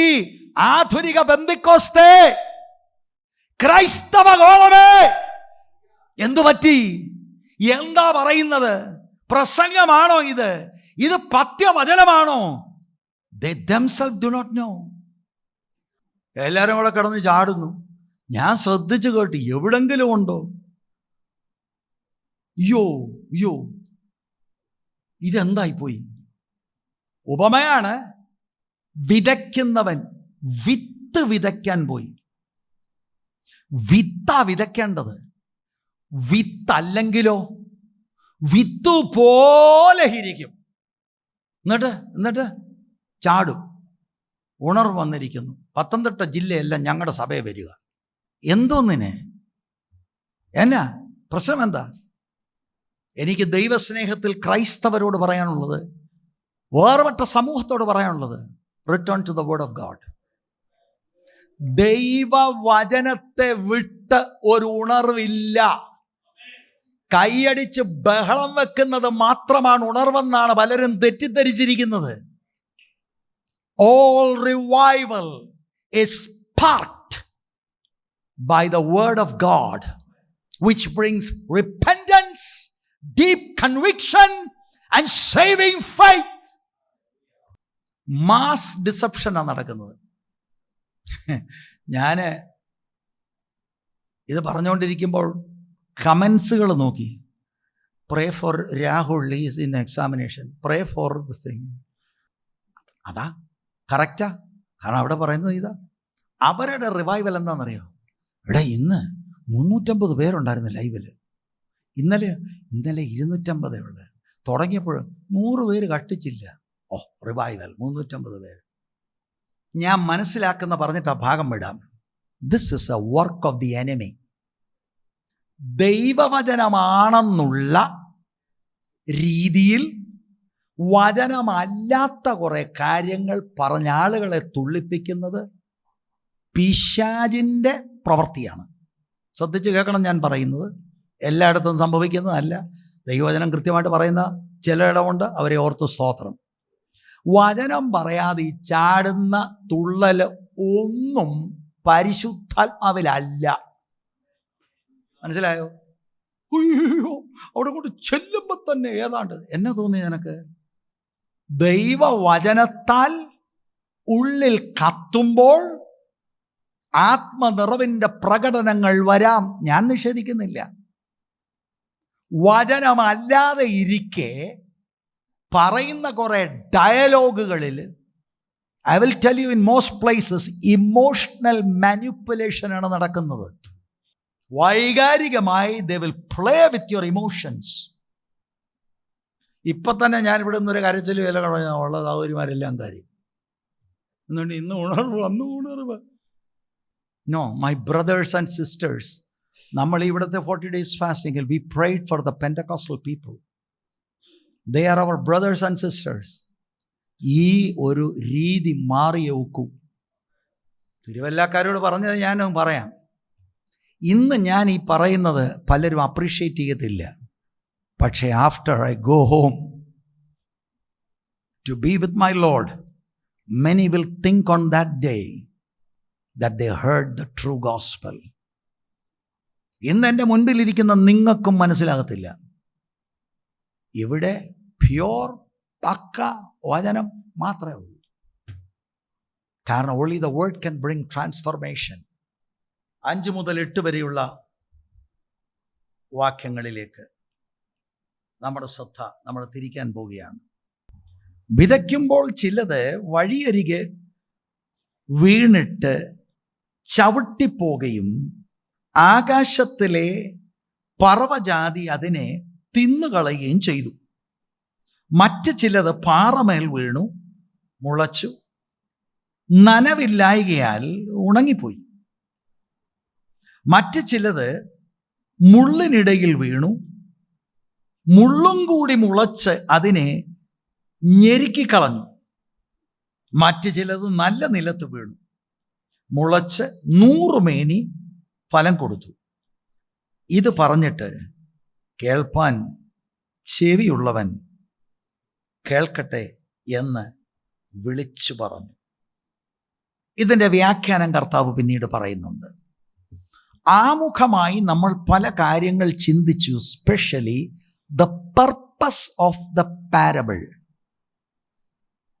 നിലങ്ങൾ, അതായത് മനുഷ്യ ഹൃദയങ്ങൾ സുവിശേഷത്തോടുള്ള റിസപ്റ്റിവിറ്റിയെ കാണിക്കുന്ന ഒരു ഉപമയാണ്. ദൈവത്തിൻ്റെ വചനം കൃത്യമായി എവിടെയെല്ലാം പറയുന്നുണ്ട്, പ്രസംഗിക്കുന്നുണ്ട്, പഠിപ്പിക്കുന്നുണ്ട്, അവിടെയെല്ലാം ഹൃദയത്തിൻ്റെ നിലവാരമനുസരിച്ചാണ് സ്വീകരിക്കുകയോ തിരസ്കരിക്കുകയോ ചെയ്യുന്നത്. 4 തരത്തിലാണ് നിലങ്ങൾ. അത് ഞാൻ ആദ്യം ഈ വായിച്ച വാക്യത്തിൻ്റെ അടിസ്ഥാനത്തിൽ പെട്ടെന്ന് അതിൻ്റെ തലക്കെട്ടൊന്ന് പറഞ്ഞിട്ട് ഓരോത്തിലേക്ക് നമുക്ക് ഇറങ്ങാം. 8-ാം അധ്യായത്തിൻ്റെ 5-ാം വാക്യത്തിൽ വഴിയരികി വീണു. ആ ആളുകളെ വിളിക്കുന്നത്, അല്ലെ നമുക്ക് വിളിക്കാൻ ഒക്കുന്നത്, പ്രതികരിക്കാത്ത കേൾവിക്കാരൻ, ദി അൺറെസ്പോൺസീവ് ഹിയറർ. ഇഷ്ടം പോലെ വചനം കേൾക്കുന്നുണ്ട്, ഒരു ഗുണവും. രണ്ടാമത് അതിൻ്റെ 6-ാം വാക്യത്തിൽ പാറസ്ഥലത്ത് വിതയ്ക്കപ്പെട്ടതോ, ഇത് ഉപരിപ്ലവമായ കേൾവിക്കാരൻ, കേൾക്കുമ്പോൾ നൈമിഷികമായി ഉണ്ടാകുന്ന ഒരു ഉപരിവിപ്ലവം, അല്ലാതെ ഒന്നും ഘനമേറിയ ഒരു വിശ്വാസത്തിൻ്റെ ഉടമയല്ല. 7-ാം വാക്യത്തിൽ മുള്ളിനിടയിൽ വീണ വിത്ത്, ലൗകിക കേൾവിക്കാരൻ. അദ്ദേഹത്തിന് ക്രിസ്തീയ ജീവിതവും വേണം, അദ്ദേഹത്തിന് ഒരു ഇച്ചിരി ലോകവും വേണം. 8-ാമത്തെ വാക്യത്തിൽ നല്ല നിലത്ത് വീണത്, സ്വീകാര്യമായ കേൾവിക്കാരൻ. ഇങ്ങനെ 4ആയി കർത്താവ് തിരിച്ചു. കർത്താവിൻ്റെ ഓഡിയൻസിൽ ഇങ്ങനെയായിരുന്നു, നമ്മളിലും ഇങ്ങനെയായി, ചർച്ചിലും ഇങ്ങനെ തന്നെയാണ്. ഞാനൊരു കാര്യം ഒന്ന് പറഞ്ഞ് മുന്നോട്ട് പോകാം, അതെന്നെ നിങ്ങൾ ശ്രദ്ധിക്കണം. എൻ്റെ പാസ്റ്റോറൽ മിനിസ്ട്രിയിൽ പലയിടത്ത് ഞാൻ കണ്ടിട്ടുള്ള കാര്യം, നിങ്ങളോടുള്ള ബന്ധത്തിലും ഞാൻ സ്നേഹത്തിൽ പറയുകയാണ്. Some cannot be taught. ചില ആളുകളെ പഠിപ്പിക്കാൻ സാധ്യമല്ല. കാരണം അവർ വലിയ മിടുക്കരാണെന്ന് അവർക്ക് തോന്നുകയാണ്. ഞാൻ നിങ്ങളോട് പറഞ്ഞിട്ടുണ്ട്, ഞാൻ അങ്ങനെയുള്ളവരെ കൂടുതൽ പഠിപ്പിക്കാൻ ശ്രമിക്കത്തുമില്ല. കാരണം അവർ ഓൾറെഡി PhD ഹോൾഡേഴ്സാണ്. ഇത് അപകടമാണ്. അറിയാൻ വയ്യാതെ അറിയാമെന്നൊരു ഭാവം നമുക്കുണ്ടെങ്കിൽ ആളിനെ ഒന്നും ചെയ്യാനൊക്കത്തില്ല. എൻ്റെ അഭിപ്രായത്തിൽ നാം എല്ലാവരും മരണം വരെ പഠിക്കുന്ന ഒരു സ്റ്റുഡൻ്റ് ആയിരിക്കണം. നിങ്ങളൊരു റിയൽ സ്റ്റുഡൻ്റ് ആണെങ്കിൽ നിങ്ങൾക്കൊരു കാര്യം ബോധ്യമാകും. എനിക്കത് ബോധ്യമായിട്ടുണ്ട്. നമുക്കൊന്നും അറിയത്തില്ല എന്ന്. ഇല്ല, മറ്റേത് അവിടെ എഴുതിയിട്ടുണ്ട്, ഇവിടെ എഴുതിയിട്ടുണ്ട്. ഞാനത് കേൾക്കുമ്പോഴേ ഇങ്ങനെ തള്ളും. കാരണം പ്രയോജനമില്ല. ശരിയായ ഒരാൾ വചനം പഠിക്കുക എന്നെല്ലാവർക്കും ബോധ്യമാകും. അറിയേണ്ടവണ്ണം കാര്യങ്ങൾ നമ്മൾ അറിഞ്ഞിട്ടില്ല. ദൈവവചനത്തിൻ്റെ കേൾവി വിതയ്ക്കുമ്പോൾ ചിലത് വഴിയരികെ വീണിട്ട് ചവിട്ടിപ്പോകുകയും ആകാശത്തിലെ പറവജാതി അതിനെ തിന്നുകളയുകയും ചെയ്തു. വഴിയരികെ വീണത്, പ്രതികരിക്കാത്ത കേൾവിക്കാരൻ. പാലസ്തീൻ്റെ ജോഗ്രഫി, അതിൻ്റെ സ്ഥലം നിങ്ങൾ ശ്രദ്ധിച്ചാൽ, പ്രത്യേകിച്ച് ഗലീലയിലെ ആ പ്രദേശങ്ങൾ ഒരുപാട് വയലുകളുള്ളതാണ്, കാർഷിക മേഖലയാണ്. അപ്പം അതിൻ്റെ പശ്ചാത്തലത്തിലാണ് നമ്മളിത് മനസ്സിലാക്കേണ്ടത്. വഴി അരികെ എന്ന് പറയുമ്പോൾ ഒരു വയലിനെ മറ്റൊന്നിൽ നിന്ന് വേർതിരിക്കുന്ന ഇടുങ്ങിയ പാതകളെയാണ് പ്രധാനമായി സൂചിപ്പിക്കുന്നത്. എന്ന് പറഞ്ഞാൽ നമുക്ക് മനസ്സിലാകുന്ന ഭാഷ, കണ്ടത്തും വരമ്പ്. ഇഷ്ടം പോലെ കണ്ടം, വയല്. ഒരു വയലിനെ മറ്റേ വയലിൽ നിന്ന് വേർതിരിക്കുന്നത് നടപ്പാതയുണ്ട്. ഈ നടപ്പാത കർഷകർ ഉപയോഗിച്ച് നോക്കൂ. ഇത് അവര് മാത്രമല്ല, ദേശനിവാസികൾ ഉപയോഗിക്കും. കാരണം ഒരു സ്ഥലത്ത് നിന്ന് മറ്റേ സ്ഥലത്തേക്ക് പോകണം. അങ്ങനെ ഇവരെല്ലാം കൂടെ എല്ലാ ദിവസവും നടക്കുന്ന നടപ്പാതയായതുകൊണ്ട് ഇത് ഉഴുതതല്ല, കട്ടിയേറിയതാണ്, സോളിഡാണ്. അതാണ് വഴിയരികെ എന്ന് ഉദ്ദേശിക്കുന്നത്. ഇതിനെ ഉഴുതിട്ടില്ല, പാകമാക്കിയിട്ടില്ല. അങ്ങനെയുള്ള സ്ഥലത്ത് ഈ വിത്ത് നമുക്കറിയാം വചനമാണ്, അക്ഷരികമായി വിത്ത് വന്നു വീഴുന്നു. അപ്പൊ ഇതിൻ്റെ വ്യാഖ്യാനം കർത്താവ് പറയുന്നത് 12-ാം വാക്യം. വഴിയരികെയുള്ളവർ കേൾക്കുന്നവരെങ്കിലും, അവരാരാണ്? 12-ാം വാക്യം. വഴിയരികെയുള്ളവർ കേൾക്കുന്നവരെങ്കിലും, അവരാരാണ്? 12-ാം വാക്യം. വഴിയരികെയുള്ളവർ കേൾക്കുന്നവരെങ്കിലും, അവരാരാണ്? 12-ാം വാക്യം. വഴിയരികെയുള്ളവർ കേൾക്കുന്നവരെങ്കിലും, അവരാരാണ്? 12-ാം വാക്യം. വഴിയരികെയുള്ളവർ കേൾക്കുന്നവരെങ്കിലും, കേൾക്കുന്നവർ, അവർ യേശുവിൻ്റെ മുന്നിൽ നിൽക്കുക. അവർ NLAG വന്നിരിക്കുക. കേൾക്കുന്നവരാ. കേൾക്കുന്നവരെങ്കിലും അവർ വിശ്വസിച്ച് രക്ഷപ്പെടാതിരിപ്പാൻ, വിശ്വാസത്താലാണ് രക്ഷ നടക്കേണ്ടത്. പക്ഷെ അത് സംഭവിക്കരുത്. ഇവർ കേട്ടേച്ച് പോയാൽ മതി, വിശ്വസിക്കരുത്. വിശ്വസിച്ച് രക്ഷപ്പെടാതിരിപ്പാൻ പിശാച് വന്ന് അവരുടെ ഹൃദയത്തിൽ നിന്ന് വചനം എടുത്തു കളയുന്നു. നമ്മൾ ആരുടെയും ഹൃദയം കണ്ടോ ഇങ്ങനെ പിശാച് വന്നു പൊക്കിക്കൊണ്ടിങ്ങനെ? ഇല്ല. ഹൃദയത്തിനകത്ത് നടക്കുന്നത് കർത്താവ് വെളിപ്പെടുത്തുകയാണ്. മത്തായി 13:19 ഒരുത്തൻ രാജ്യത്തിന്റെ വചനം കേട്ടിട്ട് ഗ്രഹിക്കാഞ്ഞാൽ, he doesn't understand, ഞാനിരിക്കും. ദുഷ്ടൻ വന്ന് അവന്റെ ഹൃദയത്തിൽ വിതയ്ക്കപ്പെട്ടത് എടുത്തു കളയുന്നു. ഇതത്രേ വഴിയരികെ വിതയ്ക്കപ്പെട്ടത്. മർക്കോസ് 4:15 വചനം വിതച്ചിട്ട് വഴിയരികെ വീണത് കേട്ട ഉടനെ സാത്താൻ വന്ന് ഹൃദയങ്ങളിൽ വിതയ്ക്കപ്പെട്ട വചനം എടുത്തു കളയുന്നതാകുന്നു. അപ്പൊ വചനം കേൾക്കുന്നുണ്ട്, പക്ഷെ അവർ ഗ്രഹിക്കുന്നില്ല. പിശാചി ഉന്നം വെക്കുന്നത് ഇവന് മനസ്സിലാകരുത്. ഇവൻ രക്ഷപ്പെടും.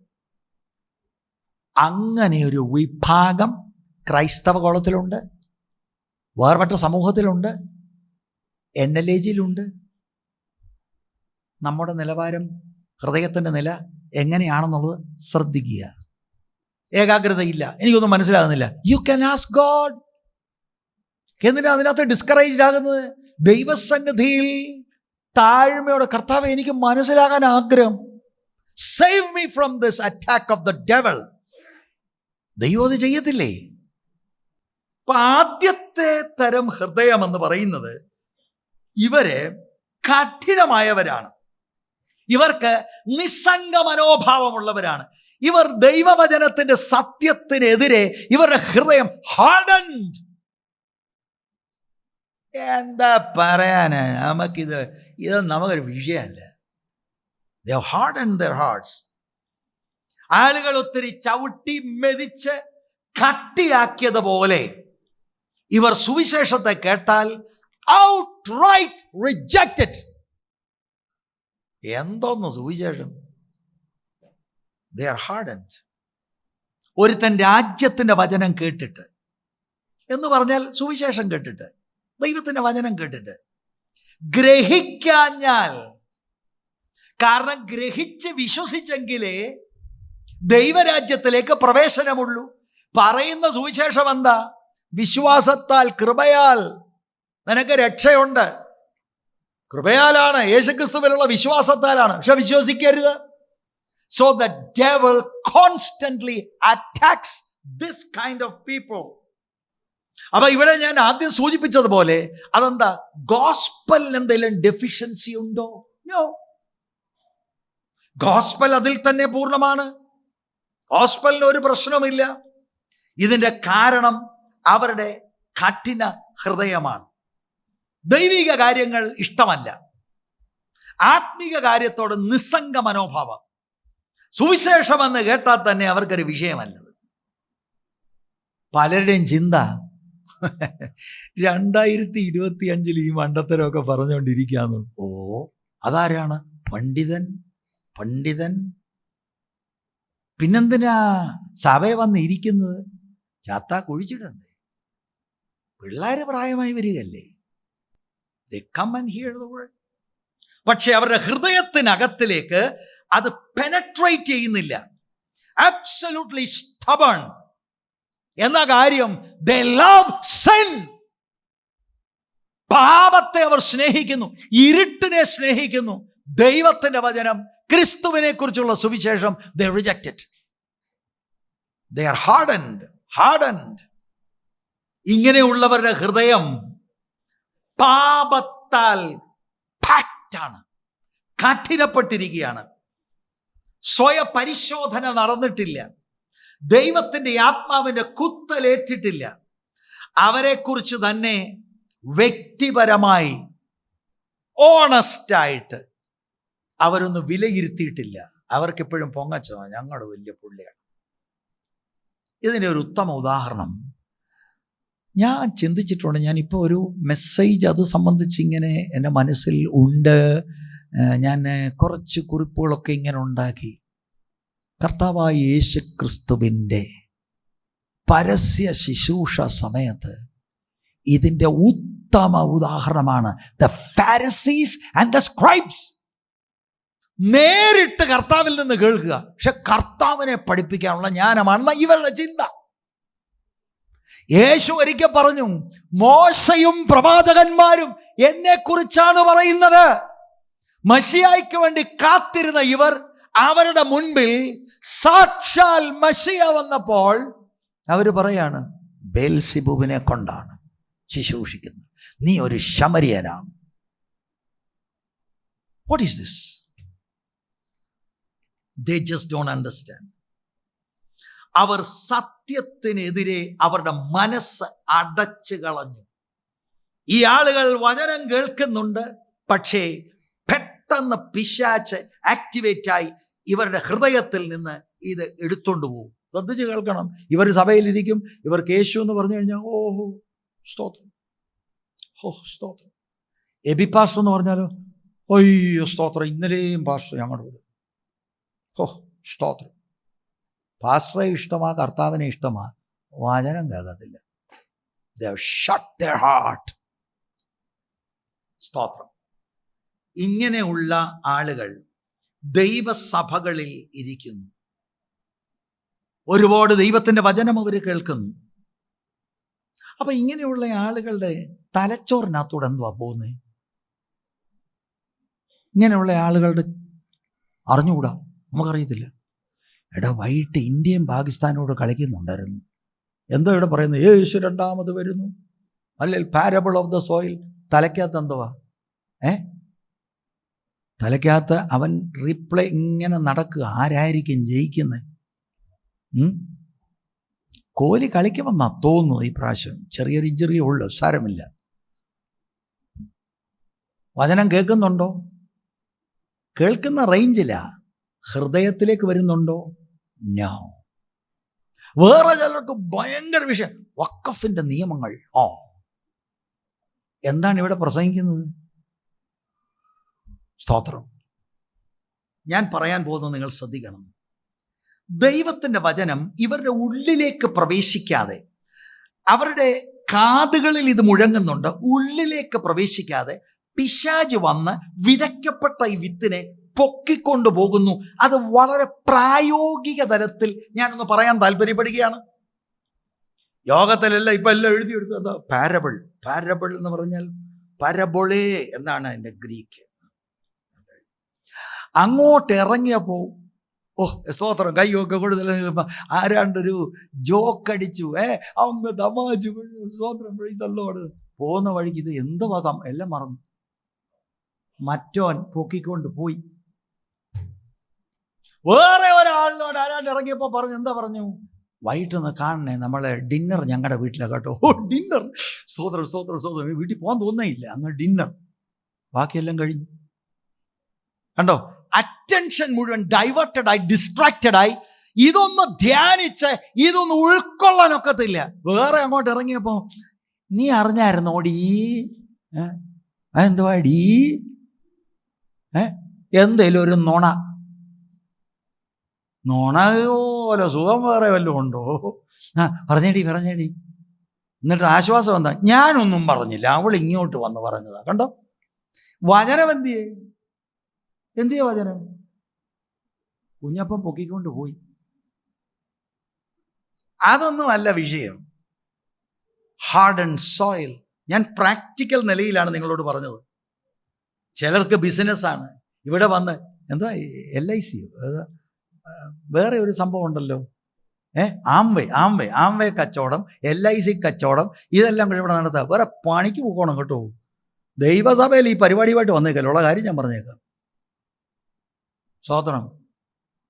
പള്ളി വേറെ, വീട്ടിലെ പരിപാടി വേറെ, ഇതെല്ലാം. ചിലർ ഈ അടുത്ത് കൂടുമ്പോഴേ ഓർത്തോണം ഏതാണ്ട് ആംവേ കച്ചവടമാണ്. സ്തോത്രം. കണ്ടില്ല, ഗൾഫിലായിരുന്നു.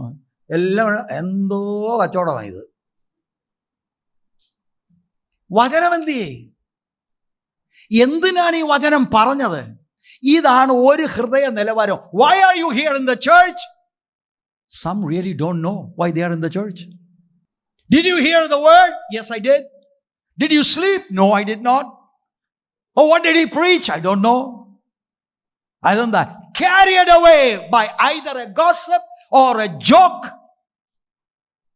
അല്ലെങ്കിൽ ആരാന്റെ ഇൻഫ്ലുവൻസിൽ വന്നു, അങ്ങനെ അങ്ങ് പോകും.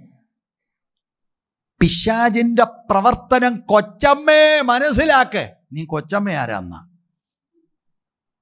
8-ാം അധ്യായത്തിന്റെ 5-ാം വാക്യം ലൂക്കോസ്, വിതയ്ക്കുമ്പോൾ ചിലത് വഴിയരികെ വീണിട്ട് ചവിട്ടിപ്പോകുകയും ആകാശത്തിലെ പറവജാതി അതിനെ തിന്നുകളയുകയും ചെയ്തു. ചവിട്ടിക്കളയുക. ഇത് പെനട്രേറ്റ് ചെയ്യത്തില്ല, കാരണം ഹാർഡ് ആൻഡ് സോയില. ചവിട്ടിക്കളയുക.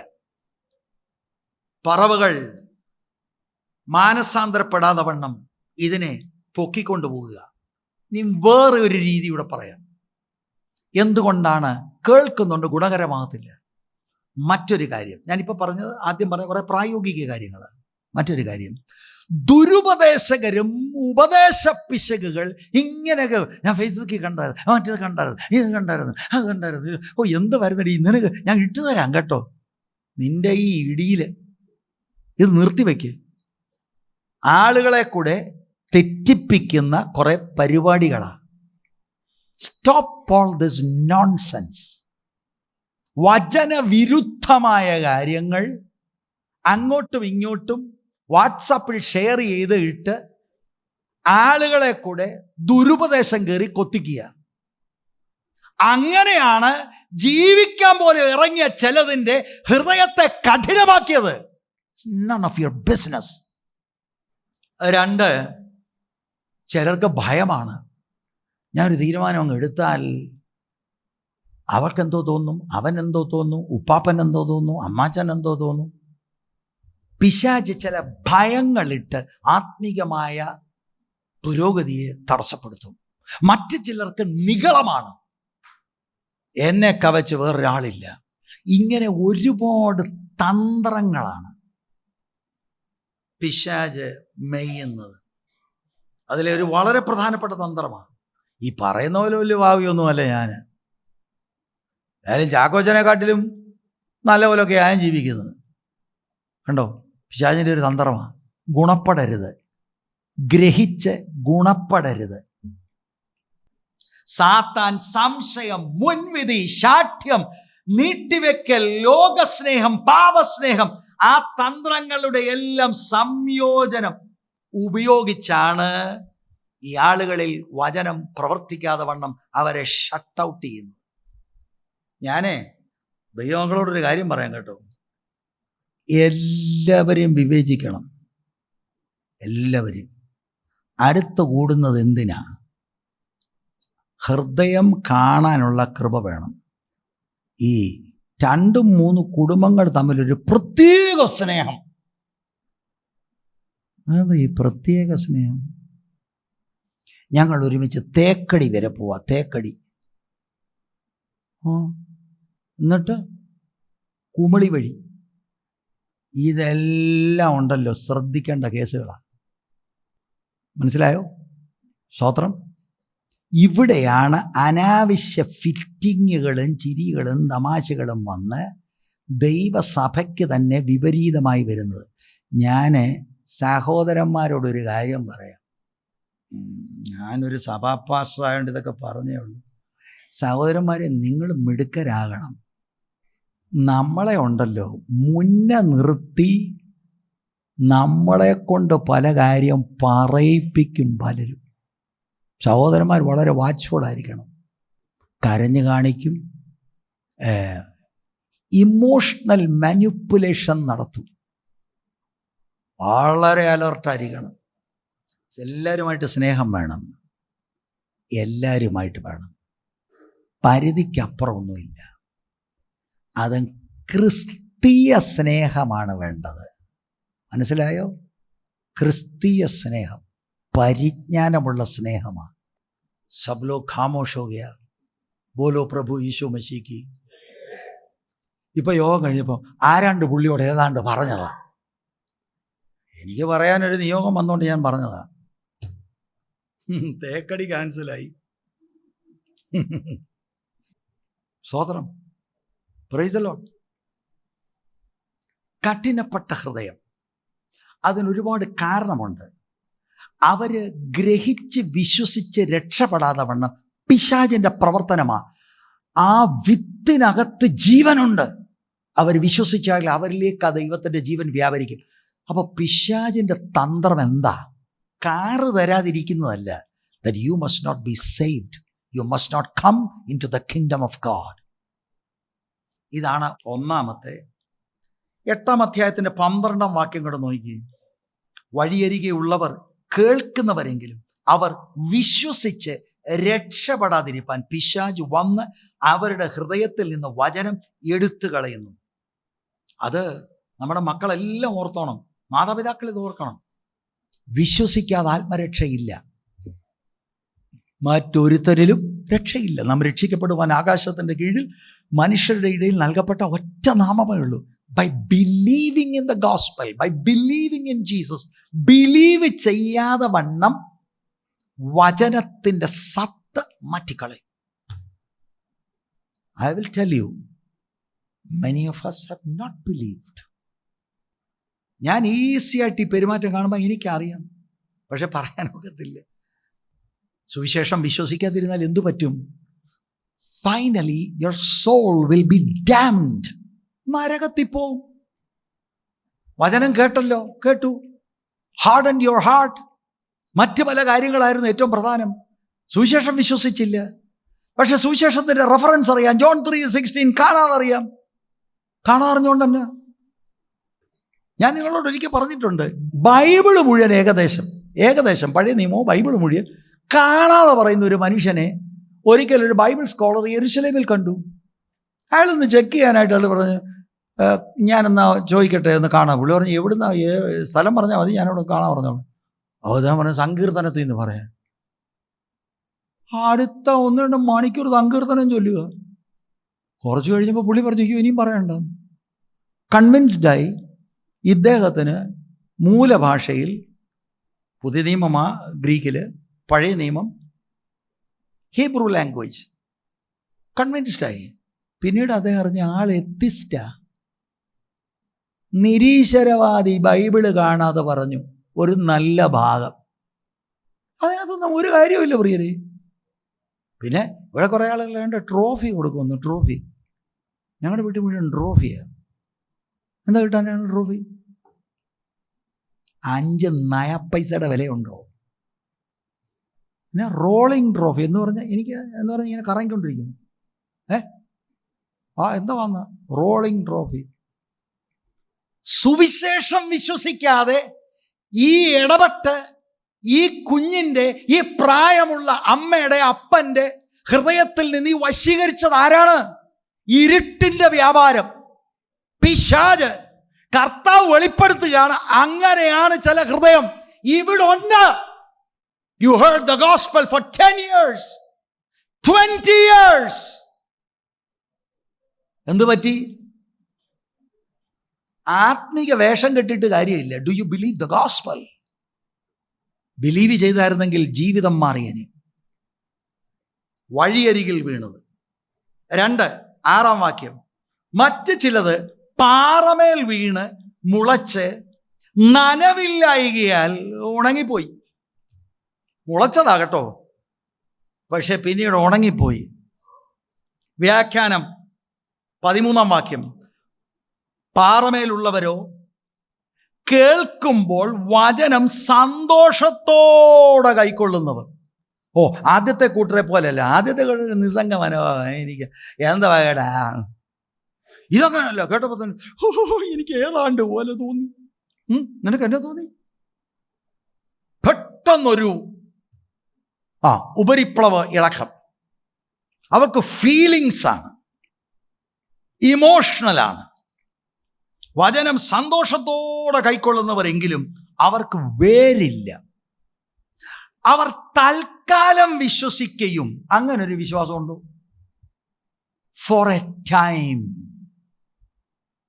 പരീക്ഷാ സമയത്ത് പിൻവാങ്ങിപ്പോകുകയും ചെയ്തു. അതാണ് പാറസ്ഥലത്ത്. ഞാൻ എക്സ്പ്ലെയിൻ ചെയ്യാം. മത്തായിയുടെ സുവിശേഷം 13:20-21 പാറസ്ഥലത്ത് വിതയ്ക്കപ്പെട്ടതോ ഒരുത്തൻ വചനത്തെ കേട്ടിട്ട് ഉടനെ സന്തോഷത്തോടെ കൈക്കൊള്ളുന്നത് ആകുന്നു എങ്കിലും വേരില്ലാതിരിക്കയാൽ അവൻ ക്ഷണികനത്രേ. വചനം നിമിത്തം ഞെരുക്കമോ ഉപദ്രവമോ നേരിട്ടാൽ അവൻ ക്ഷണത്തിൽ ഇടറിപ്പോകുന്നു. ഇത് തന്നെ മർക്കോസ് 4:16-17. അങ്ങനെ തന്നെ പാറസ്ഥലത്ത് വിതച്ചത് വചനം കേട്ട ഉടനെ സന്തോഷത്തോടെ കൈക്കൊള്ളുന്നവർ, എങ്കിലും അവർ ഉള്ളിൽ വേരില്ലാതെ ക്ഷണികന്മാരാകുന്നു. വചനം നിമിത്തം ഉപദ്രവോ പീഡയോ ഉണ്ടായാൽ ക്ഷണത്തിൽ ഇടറിപ്പോകുന്നു. അപ്പൊ ഒന്നാമത്തെ ആളിനേക്കാൾ ഇവർ വളരെ വ്യത്യസ്തരാണ്. ഇദ്ദേഹം ദൈവവചനം കേട്ടാൽ അങ്ങനെ നിസ്സംഗ മനോഭാവമായിട്ടൊന്നുമല്ല. ഇൻഫാക്റ്റ് ഇയാൾ പ്രതികരിക്കും. വൈകാരികമായ എക്സൈറ്റ്മെന്റ് ഉണ്ട്. He's responding. ഗ്ലോറി. നിങ്ങൾ ഏതായാലും ആ ഭാഗത്തിലുള്ളവരല്ല. Shallow heart. ഇവർക്ക് പറ്റിയത് ഈ വചനം ഇങ്ങനെ ഒരു ഉപരിതലത്തിൽ ഇങ്ങനെ കേൾക്കുമ്പോൾ ഒരു വൈകാരിക ഇളക്കമുണ്ടെങ്കിലും ഹൃദയത്തിനകത്ത് ഇൻ ഡെപ്തായി കാര്യം മനസ്സിലായിട്ടില്ല. അതാണ് ഇവരുടെ പ്രശ്നം. ഇവർ വിശ്വാസത്തിന്റെ കാര്യമൊക്കെ പറയുന്നുണ്ടെങ്കിലും ക്രിസ്തു അവരുടെ ഒരു പൊസഷനായി മാറിയിട്ടില്ല. ഇവർ വാസ്തവത്തിൽ കർത്താവ് പഠിപ്പിച്ചതുപോലെ ഗോപുരമുണ്ടാക്കാൻ പോകുന്നതിന് മുമ്പ് ഇതിനെന്ത് ചെലവാകുമെന്നുള്ളത് അവർ തിരക്കില്ല. ഭയങ്കര എക്സൈറ്റ്മെന്റ്, ഉണർവാ. ഇവിടെ ഒരാൾ വന്നു, എൻ്റെ പ്രിയരെ അയാൾ പറയല്ലേ ഉപവാസ പ്രാർത്ഥനയ്ക്ക് എപ്പോഴായിരിക്കും മീറ്റിംഗ്? ഞാൻ 11 മണി മുതൽ മീറ്റിംഗ്. പിന്നെ എപ്പോഴായിരിക്കും? വൈകിട്ട് 6:30. ഉച്ചയ്ക്കുണ്ടോ? അതാ ഉണർവ്. ഞാൻ പറഞ്ഞു ഉച്ചയ്ക്കില്ല, ഉച്ചയ്ക്ക് വീട്ടിൽ പോകും എന്ന് പറഞ്ഞാൽ നിൽക്കാൻ വയ്യ, ഇരിക്കാൻ വയ്യ. ആദ്യം ആ പുള്ളി നിന്നില്ല. ചെറിയൊരു പ്രതികൂലം വന്നപ്പോൾ പുള്ളി ചർച്ചയിൽ നിന്ന് പോയി. അതെന്താണ്? അതാണ് ഈ പുള്ളി. താൽക്കാലിക നൈമിഷികമായിട്ടുണ്ടാകുന്ന വൈകാരികമായ ഇളക്കം. അയാൾ തെറ്റിദ്ധരിച്ചത് ഒരു പക്ഷെങ്കിൽ യേശുവിൻ്റെ അടുക്കൽ വരുമ്പോൾ എല്ലാം സോൾവ് ആകുമെന്നായിരിക്കാം. പക്ഷേ അദ്ദേഹം തിക്ത അനുഭവം ഒന്നും പ്രതീക്ഷിച്ചില്ല. വചന നിമിത്തം പ്രതികൂലം വന്നപ്പോൾ ഇട്ടേച്ചു പോയി. ശരിക്കും വചനം ഈ മനുഷ്യന്റെ ഉള്ളിനെ തകർത്ത് മാനസാന്തരത്തിലേക്ക് നയിക്കേണ്ടതായിരുന്നു. പറ്റിയില്ല. സ്തോത്രം. പാപത്തെക്കുറിച്ച് കൺവിക്ഷൻ ഇല്ല. താൽക്കാലിക അദ്ദേഹത്തിന് വേരില്ല, ഡീപ്പായിട്ട് പോയിട്ടില്ല. ഈ പാറമേൽ എന്ന് പറയുമ്പോൾ നിങ്ങൾ തെറ്റിദ്ധരിക്കരുത്. ഇസ്രായേലിലെ പല നിലങ്ങൾ, അപ്പം ഇവിടെ അല്ല ഇങ്ങനെ പാറകൾ കിടക്കാമെന്ന് അർത്ഥമല്ല. അതൊക്കെ ഈ കർഷകൻ എടുത്ത് മാറ്റിയിട്ടുണ്ട്. ഇതിൻ്റെ അർത്ഥം ഈ സോയില്, ഈ ചെളിക്കുണ്ടം, ഇതിൻ്റെ താഴെ ഇതിന് ഡെപ്ത് ഇല്ല. താഴെ സോളിഡ് റോക്ക് ബെഡാണ്. മേളിൽ കുറെ ഇഞ്ചുകൾ മാത്രമേ ഉള്ളൂ. പെട്ടെന്ന് ഇത് മുളയ്ക്കും. പക്ഷേ നട്ടുച്ചയ്ക്ക് സൂര്യൻ മുഴുബലത്തോടെ ശോഭിക്കുമ്പോൾ പിടിച്ചു നിൽക്കാനൊക്കത്തില്ല, വാടിപ്പോവും. ഇതാണ് ഒരുപാട് ക്രിസ്ത്യാനികളുടെ പരുവം. നിങ്ങൾ വേദനിക്കും, അല്ലെ ഞാൻ പച്ചയ്ക്ക് പറഞ്ഞു തരായിരുന്നു. ഒന്നാമത് ഭാവം മാറ്റിവെക്കും. മനസ്സിലായോ? എന്തോ ഒരു സംഭവമാണ്, എന്തോ വ്യക്തിപരമായി പഠിക്കാൻ ഇതുകൊണ്ട് സമർപ്പിച്ച് വന്നതാണല്ലോ. ഞാൻ പച്ചയ്ക്ക് മുഖത്ത് നോക്കി ഞാൻ കാര്യം പറഞ്ഞുതരാം, എവിടെയാണ് നിങ്ങൾ നിൽക്കുന്നതെന്ന്. മെച്യൂരിറ്റിയിലേക്ക് നയിക്കപ്പെട്ടവർ 25%. പാറസ്ഥലത്ത് വീണവർ താൽക്കാലം ഉള്ള വിശ്വാസം, ചുമ്മാ ഉപരിവിപ്ലവമാണ്. ഇവർക്കൊരു ഫീലിങ്സും പാട്ടൊക്കെ പാടി അങ്ങോട്ട് ഇറങ്ങുമ്പോഴായിരിക്കും ഒരു ഫോൺ വരുന്നത്, മോൻ്റെ ജോലി പോയി കഴിഞ്ഞു, ഞാൻ അടുത്ത സഭായോഗത്തിനില്ല, കഴിഞ്ഞു. അപ്പം മുമ്പേ കാണിച്ചത് എന്തോ? കരയുന്നു. ചിലരുടെ ഇത് ഞാൻ അസമധികം കരച്ചിൽ നിയന്ത്രിക്കാൻ വയ്യ. കുറച്ച് കഴിഞ്ഞപ്പോൾ ആരെങ്കിലും ഏറ്റവും അടുത്ത ബന്ധക്കാരൊരാൾ മരിച്ചുപോയി. കഴിഞ്ഞു. ദൈവം എന്തോ ഇങ്ങനെ എന്നോട് ചെയ്തത്. ദൈവത്തെക്കുറിച്ചും അറിയില്ല. എന്താണ് ദൈവത്തിൻ്റെ പദ്ധതി? What does the word say? Nothing. fallen on rocky places. ഡീപ്പല്ല വിശ്വാസം, വേരില്ല. സാധാരണ നമ്മൾ ഇങ്ങനെയുള്ളവർ കാണും, നമ്മൾ ഓർക്കും ഭയങ്കര ആത്മീയമാണ്. പ്രതികൂലത്തിൻ്റെ നടുവിൽ നിൽക്കുന്ന കാണുന്നുണ്ടോ വല്ലവരെയും? അവർ നിൽക്കുന്നത് വചനത്തിലാണോ വചനത്താലാണോ? That's the mature person. ഇത് ഞാൻ ഉണ്ടാക്കിയൊന്നുമല്ല, യേശു പഠിപ്പിച്ച പാഠമാണ് കേട്ടോ. രണ്ടാമത്തെ ഹൃദയം അതാണ്. ദൈവമക്കള് ഇവിടെ ഇരിക്കുന്ന എല്ലാവരും മനസ്സിലാക്കണം. ഇപ്പം പഴയ കുറേ ആളുകളൊക്കെ ഉണ്ട്. ഈ ചർച്ചിൻ്റെ ആരംഭത്തിൽ ഉണ്ടായിരുന്ന ഇമോഷണലായിട്ടുള്ള അനുഭവങ്ങൾ എന്ന് പറഞ്ഞാൽ നിങ്ങൾക്കൊന്നും ഊഹിക്കാൻ കഴിയാത്തതാണ്. അപ്പോൾ ഇമോഷൻ ഉണ്ടോ? ഉണ്ട്. It's good. പക്ഷേ എവിടെയാണ് ബേസ് ചെയ്തിരിക്കുന്നത് life? It is in the word. Emotion ഇന്നുള്ളത് നാളെ ഇല്ലാതെ ഇരിക്കാം. വചനത്തിന് മാറ്റമില്ല.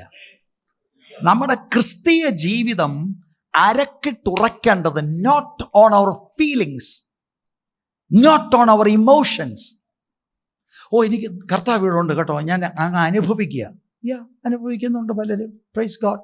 പക്ഷെ നിങ്ങൾക്കൊന്നും ബോഡിലി ഫീലിംഗ് ഇല്ലെങ്കിൽ ദൈവം ഇല്ല ഇവിടെ. That's my point. അതെങ്ങനെ അറിയാം ഉണ്ടെന്ന്? Because the word says so. I don't need to feel anything. ഫീലിംഗിൽ പോയാൽ ഈ പുള്ളിക്ക് പറ്റിയുണ്ടാവും. Ground your Christian life on the word of God. അതാണ് വേണ്ടത്. Praise the Lord. മൂന്നാമത്തെ കൂട്ടർ, 7-ാം വാക്യം. മറ്റ് ചിലത് മുള്ളിനിടയിൽ വീണു. വിത്തുകളെ മുള്ളിനിടയിൽ വീണു. മുള്ളും കൂടെ മുളച്ചു, അതിനെ ഞെരുക്കിക്കളഞ്ഞു. പുള്ളി കള പറിക്കുന്ന ആളല്ല. വിത്ത് വീണ് കളിക്കുന്നുണ്ട്. മറ്റേതും വേണ്ടേ പാസ്റ്ററേ? ഒരു ഗുമ്പിനിരിക്കട്ടെ. എന്ത് മുള്ള? അതും വേണം. 14-ാം വാക്യത്തിലാണ് ഇതിൻ്റെ വ്യാഖ്യാനം. മുള്ളിനിടയിൽ വീണതോ കേൾക്കുന്നവർ എങ്കിലും പോയി, കേട്ടോ, ചിന്തകളാലും ധനത്താലും സംസാരഭോഗങ്ങളാലും ഞെരുങ്ങി പൂർണ്ണമായി ഫലം കൊടുക്കാത്തവരത്രേ. Life's worries, riches and pleasures. മത്തായി 13:22. ഈ ലോകത്തിന്റെ ചിന്തയും ധനത്തിന്റെ വഞ്ചനയും വചനത്തെ ഞെരുക്കിയിട്ട് നിഷ്ഫലമായി തീരുന്നതായി. മർക്കോസ് 4:18-19. അതിൽ 19-ാം വാക്യം. ഇഹലോകത്തിന്റെ ചിന്തകളും ധനത്തിന്റെ വഞ്ചനയും മറ്റ് വിഷയമോഹങ്ങളും അകത്ത് കടന്ന് വചനത്തെ ഞെരുക്കി നിഷ്ഫലമാക്കി തീർക്കുന്നതാകുന്നു. പക്ഷെ ഈ പുള്ളി ആദ്യത്തെ 2 ഗ്രൂപ്പിനെക്കാട്ടിലും ബെറ്ററാണ്. ദൈവവചനം മനസ്സിലായി. ശരിക്കും വചനത്തിന് വേണ്ടി നിൽക്കണമെന്നുള്ള ഒരു സമർപ്പണം ഉണ്ടായി. പക്ഷേ ഇഹലോകത്തിലെ ചിന്തയിൽ ലൗകിക കാര്യങ്ങളെ മാറ്റിയില്ല. ഒടുവിൽ ഇതെല്ലാം കൂടെ കയറി പിടിച്ചു.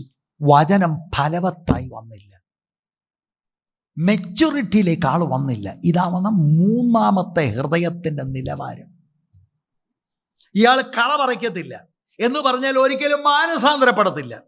ഇത് തെറ്റാണ് തെറ്റാണ് തെറ്റാണെന്ന് വചനത്തിലൂടെ വരുമ്പോഴും തെറ്റാ കറക്റ്റ്. എന്നാ വായിച്ച വാക്കെല്ലാം കറക്റ്റ്. എന്താ നീ ആ കള മാറ്റുമോ? No, I love it too much. അപ്പൊ ഇതൊരു എതിർ കൃഷി പോലെ ഈ നല്ല കൃഷിക്കൊത്ത എതിർ കൃഷിയോട് ഇങ്ങനെ വളരുകയാണ്. അതാണ് ഇവിടുത്തെ അനുഭവം. ഒടുവിൽ എന്തായി? അത് ഇയാളിനെ നിർവീര്യമാക്കുന്നു. ഈ ലോകത്തിന്റെ ചിന്ത, വറി ഓഫ് ദ വേൾഡ്. ആ വേൾഡ് എന്നുള്ളത് ഈ ലോക സംവിധാനം, ദ പ്രസന്റ് ഏജ് എന്ന് പറഞ്ഞാൽ എന്താ? എന്ന് പറഞ്ഞാൽ ആർക്കാണ്ട് എവിടെയോ വലിയ PhD ഏതാണ്ട് വലിയ കിട്ടി. അപ്പോൾ നമ്മുടെ പിള്ളേർ തോന്നണം എന്ന് പറഞ്ഞാൽ ലോകം വലുതെന്ന് ചിന്തിക്കുന്നതാണ് നമ്മുടെ ചിന്ത. സ്തോത്രം. എൻ്റെ ഡ്രസ് കോഡുകൾ, എൻ്റെ ഉപയോഗിക്കുന്ന വാഹനങ്ങൾ, എൻ്റെ വീട്, പിന്നെന്താ ആ പിള്ളേർ, ഇതെല്ലാം ലോകം എന്ത് കാണുന്നു. ഇങ്ങനാണെങ്കിൽ അപ്പം ഞാൻ അതനുസരിച്ച് അങ്ങ് ഡ്രസ് ചെയ്യും. ലോകത്തോട് കിടപിടിക്കുക. ഈ ലോക സംവിധാനം എന്നോട് ഡിക്റ്റേറ്റ് ചെയ്ത് വചനത്തെ സ്ട്രാങ്കിൾ ചെയ്യുക. സ്വതന്ത്രം. ധനത്തിന്റെ വഞ്ചന, റിച്ചസ് ഡിസീവ് മെൻ. എങ്ങനെ എനിക്ക് കൂടുതൽ പണക്കാരനാകാം എന്നിങ്ങനെയുള്ള ചിന്തകൾ, എൻ്റെ സമയം, എൻ്റെ താലന്തുകൾ, ഇത് മുഴുവനും എങ്ങനെയെങ്കിലും പണമുണ്ടാക്കുക. ഈ ലോകത്തിൽ പണത്തിൻ്റെ വഞ്ചനകൾ, പണം വ്യത്യസ്ത നിലയിൽ ആളുകളെ വഞ്ചിക്കുന്നു. അങ്ങനെ വിതയ്ക്കപ്പെട്ട ഈ വചനം ശക്തിയോടെ, മുഴുവലത്തോടെ ഒരിക്കലും അത് മെച്യൂരിറ്റിയിലേക്ക് കൊണ്ടുവരുന്നില്ല. ധനത്തിൻ്റെ വഞ്ചന. ഓക്കെ, 4-ാമത്തെ കാര്യം കൂടെ പറയാം. മറ്റു ചിലത് നല്ല നിലത്ത് വീണ് മുളച്ച് 100 മേനി ഫലം കൊടുത്തു. ഇത് പറഞ്ഞിട്ട് കേൾപ്പാൻ ചെവിയുള്ളവൻ കേൾക്കട്ടെ എന്ന് വിളിച്ചു പറഞ്ഞു. 15-ാം വാക്യം. നല്ല മണ്ണിലുള്ളതോ വചനം കേട്ട് ഗുണമുള്ള നല്ല ഹൃദയത്തിൽ സംഗ്രഹിച്ച് ക്ഷമയോടെ ഫലം കൊടുക്കുന്നവർ. അങ്ങനെ ആരെങ്കിലും ഉണ്ടോ ഇവിടെ? വചനം കേൾക്കുന്നവരാണ്, ഹൃദയത്തിൽ സംഗ്രഹിച്ചവർ, എന്നിട്ട് ക്ഷമയോടെന്ന് പറഞ്ഞാൽ പെർസീവർ ചെയ്യുക. അങ്ങനെ ഫലം എന്ന് പറഞ്ഞാൽ ഒരു പ്ലാവ് നട്ടു അടുത്ത ദിവസം മുതലേ ചക്കയല്ല. It takes time. പെർസീവർ ചെയ്യുക. വചനം വെച്ച് ധ്യാനിച്ച് പ്രാർത്ഥിച്ച് അതിൽ തന്നെ നിലനിൽക്കുക. പിശാചിൻ്റെ തന്ത്രങ്ങളോട് എതിർത്ത് നിൽക്കുക. മറ്റൊരുപാട് പ്രലോഭനമാണ്. പണം ഉണ്ടാക്കണം, ലോകത്തിൻ്റെ സിസ്റ്റം, ഇതെല്ലാം റിജക്റ്റ് ചെയ്യുക. ലോകത്തിൻ്റെ സംവിധാനം വളരെ ഇമ്പോർട്ടൻ്റ് ആണ്. ഞാൻ പലരെയും വാച്ച് ചെയ്തു പ്രിയരെ. സിസ്റ്റം ഓഫ് ദ വേൾഡ് പിടിക്കപ്പെട്ടിരിക്കുകയാണ്. പക്ഷെ ആളുകൾക്കത് മനസ്സിലാകുന്നില്ല. അതാണ് നമ്മളെ ഫ്രൂട്ട്ഫുൾ അല്ലാതെ ആക്കുന്നത്. ഫ്രൂട്ട്ഫുൾ ആക്കുന്നത് only the word of God. ദൈവവചനത്തിന് മുഴു സ്ഥാനവും ഹൃദയത്തിൽ വചനം എന്താ പറയുന്നത് അതിൽ നിൽക്കുക. ബാക്കിയെല്ലാം കട്ട് ചെയ്ത് മാറ്റുക. ആ ആളാണ് അത് പെർസിവർ ചെയ്യുക. ആ ആളാണ് മെച്യൂരിറ്റിയിലേക്ക് നയിക്കപ്പെടുന്നത്. സ്തോത്രം. ഇവർ ഷാലോ അല്ല, ഇവർ ഡിസ്ട്രാക്റ്റഡ് അല്ല, ഇവർ തികച്ചും ദൈവത്തിൻ്റെ വചനത്തിൽ റൂട്ടഡ് ആണ്. എന്ത് വില കൊടുത്തും വചനത്തിന് വേണ്ടി നിൽക്കുന്ന, സത്യത്തിന് they hang on to the word of God. Honest ആയിട്ടുള്ള ഹൃദയമുള്ളവർ, പേഷ്യൻ്റ് ആയിട്ടുള്ള ഹൃദയമുള്ളവർ നല്ല ഫലം അവർ കായ്ക്കുന്നു. മത്തായി 13:23 വചനം കേട്ട് ഗ്രഹിക്കുന്നവരാകുന്നു. മാർക്കോസ് 4:20 വചനം കേൾക്കുകയും അംഗീകരിക്കുകയും ചെയ്യുന്നവർ. പ്രിയരെ, വചനം വിശ്വസിച്ച്, കർത്താവിൽ വിശ്വസിച്ച് രക്ഷിക്കപ്പെടുന്നവർ വെളിപ്പെട്ട് വരുന്നതാ ഫലം, fruit, the fruit of salvation. ഞാൻ എൻ്റെ വാക്കുകൾ ഇവിടെ നിർത്തുകയാണ്. ഫ്രൂട്ടിനെ കുറിച്ച് ഒരുപാട് പറയാനുണ്ട്. മത്തായി 3:8 മാനസാന്തരത്തിന് യോഗ്യമായ ഫലം കായ്പീൻ. യോഹന്നാൻ 15:16 നിങ്ങൾ എന്നെ തിരഞ്ഞെടുത്തു എന്നല്ല, ഞാൻ നിങ്ങളെ തിരഞ്ഞെടുത്ത് നിങ്ങൾ പോയി ഫലം കായ്ക്കേണ്ടതിന്, നിങ്ങളുടെ ഫലം നിലനിൽക്കേണ്ടതിന് നിങ്ങളെ ആക്കി വെച്ചുമിരിക്കുന്നു. നിങ്ങൾ എൻ്റെ നാമത്തിൽ പിതാവിനോട് അപേക്ഷിക്കുന്നതൊക്കെയും അവൻ നിങ്ങൾക്ക് തരുവാനായിട്ട് തന്നെ. ഗലാത്യർ 5:22-23 ഞാൻ വായിക്കുന്നില്ല. Fruit of the spirit. എന്നിട്ട് കർത്താവ് പറയാണ്, കേൾക്കാൻ ചെവിയുള്ളവൻ കേൾക്കട്ടെ. ഞാൻ എൻ്റെ വാക്കുകൾ ഇവിടെ അവസാനിപ്പിക്കുമ്പോൾ എൻ്റെ അപേക്ഷ നിങ്ങളോട്, നിങ്ങൾ വീട്ടിൽ ചെന്ന് ഈ ഭാഗം വായിക്കണം. കർത്താവ് പറയാൻ, ലിസൺ ടു ദിസ്, ഇത് കേൾക്ക്, ബിഹോൾഡ്. അടിവരയിടണം. ഇതാണ് 4 നിലങ്ങൾ. നിങ്ങളെല്ലാവരും എന്നെ നോക്കി. നിങ്ങൾ ഈ വഴിയരികെ വീണ വിത്ത് പോലെയാണോ? വചനം കേൾക്കുന്നുണ്ട്, പക്ഷേ ഒരു മാറ്റവും ഇല്ല. വല്ലതും മനസ്സിലായോ? 2, പാറമേൽ വീണ് എന്തെങ്കിലും പ്രതികൂലം വന്നാൽ ഞാൻ എൻ്റെ കാര്യം പറയും കേട്ടോ. നൈമിഷിക വിശ്വാസം. അന്നേരത്തെ ഒരു നമ്മൾ പറയത്തൊരു ഇളക്കപ്പെരുപ്പം. 3-മത്തെ എന്താ? എല്ലാം വേണ്ടേ നമുക്ക്, എനിക്ക് മനസ്സിലായി കർത്താവ് വേഗം വരുന്നു. അല്ല പിന്നെന്താ, യോധനൊന്നും കാണുന്നില്ലല്ലോ എന്ന് പറഞ്ഞാൽ നമ്മൾ ഒക്കും. കർത്താവ് വരും, അപ്പോഴത്തേക്കങ്ങ് വാചാലമാകും. എന്തോ യെരൂശലേമിലെ മല 2ആയിട്ട് വിഭജിക്കും, കാല് പോലും വലിയ വലിയ കാര്യങ്ങൾ. പക്ഷെ ഈ ലോകത്തിൻ്റെ സംവിധാനം പിടിച്ചിരിക്കുക, ഡിസ്ട്രാക്റ്റഡ്, ജീവിതം മാറത്തില്ല. അവരെ ഞെരുക്കിക്കളഞ്ഞെന്നാ. 175 പേരുടെ ഗതിയാണിത്. 25 പേരാണ് നല്ല ഹൃദയം. Speak Lord. സ്തോത്രം, സ്തോത്രം, സ്തോത്രം, സ്തോത്രം, സ്തോത്രം. ദൈവവചനത്തെ സ്നേഹിക്കൂ പ്രിയരെ. ഞാൻ ഈ പ്രസംഗം തുടങ്ങിയിട്ട് വർഷങ്ങളായി. ഇപ്പോഴിതെല്ലാം മാറി തിരിഞ്ഞ് പലരും പെന്തക്കോസുകാരെല്ലാം വേറെ ഏതാണ്ടൊക്കെ പരിപാടിയാണ് പറയുന്നത്. I will tell you, there is danger involved. ഈ ഉപരിപ്ലവ പരിപാടിയൊന്നുമല്ല സത്യസുവിശേഷം. 4-മത് കണ്ടത് നിങ്ങൾ കണ്ടോ? വചനം കേട്ടു, ഗ്രഹിച്ചു, ജീവിതം കൺട്രോൾ ചെയ്യുന്ന വചനമാണ്. ഫ്രൂട്ട് ഓട്ടോമാറ്റിക്കാ. ഫ്രൂട്ടിന് വേണ്ടി നമ്മൾ ഞെക്കിയൊന്നും വേണ്ട. വചനത്തിൽ നിന്നാൽ ദ ഫ്രൂട്ട് ഈസ് ഓട്ടോമാറ്റിക്. വേരകത്തോട്ട് പോയി വെള്ളവും ഊർജ്ജം എടുക്കുന്നുണ്ടെങ്കിൽ ഫ്രൂട്ട് ഓട്ടോമാറ്റിക്കാണ്. It's the Christian life that glorifies your Father in heaven.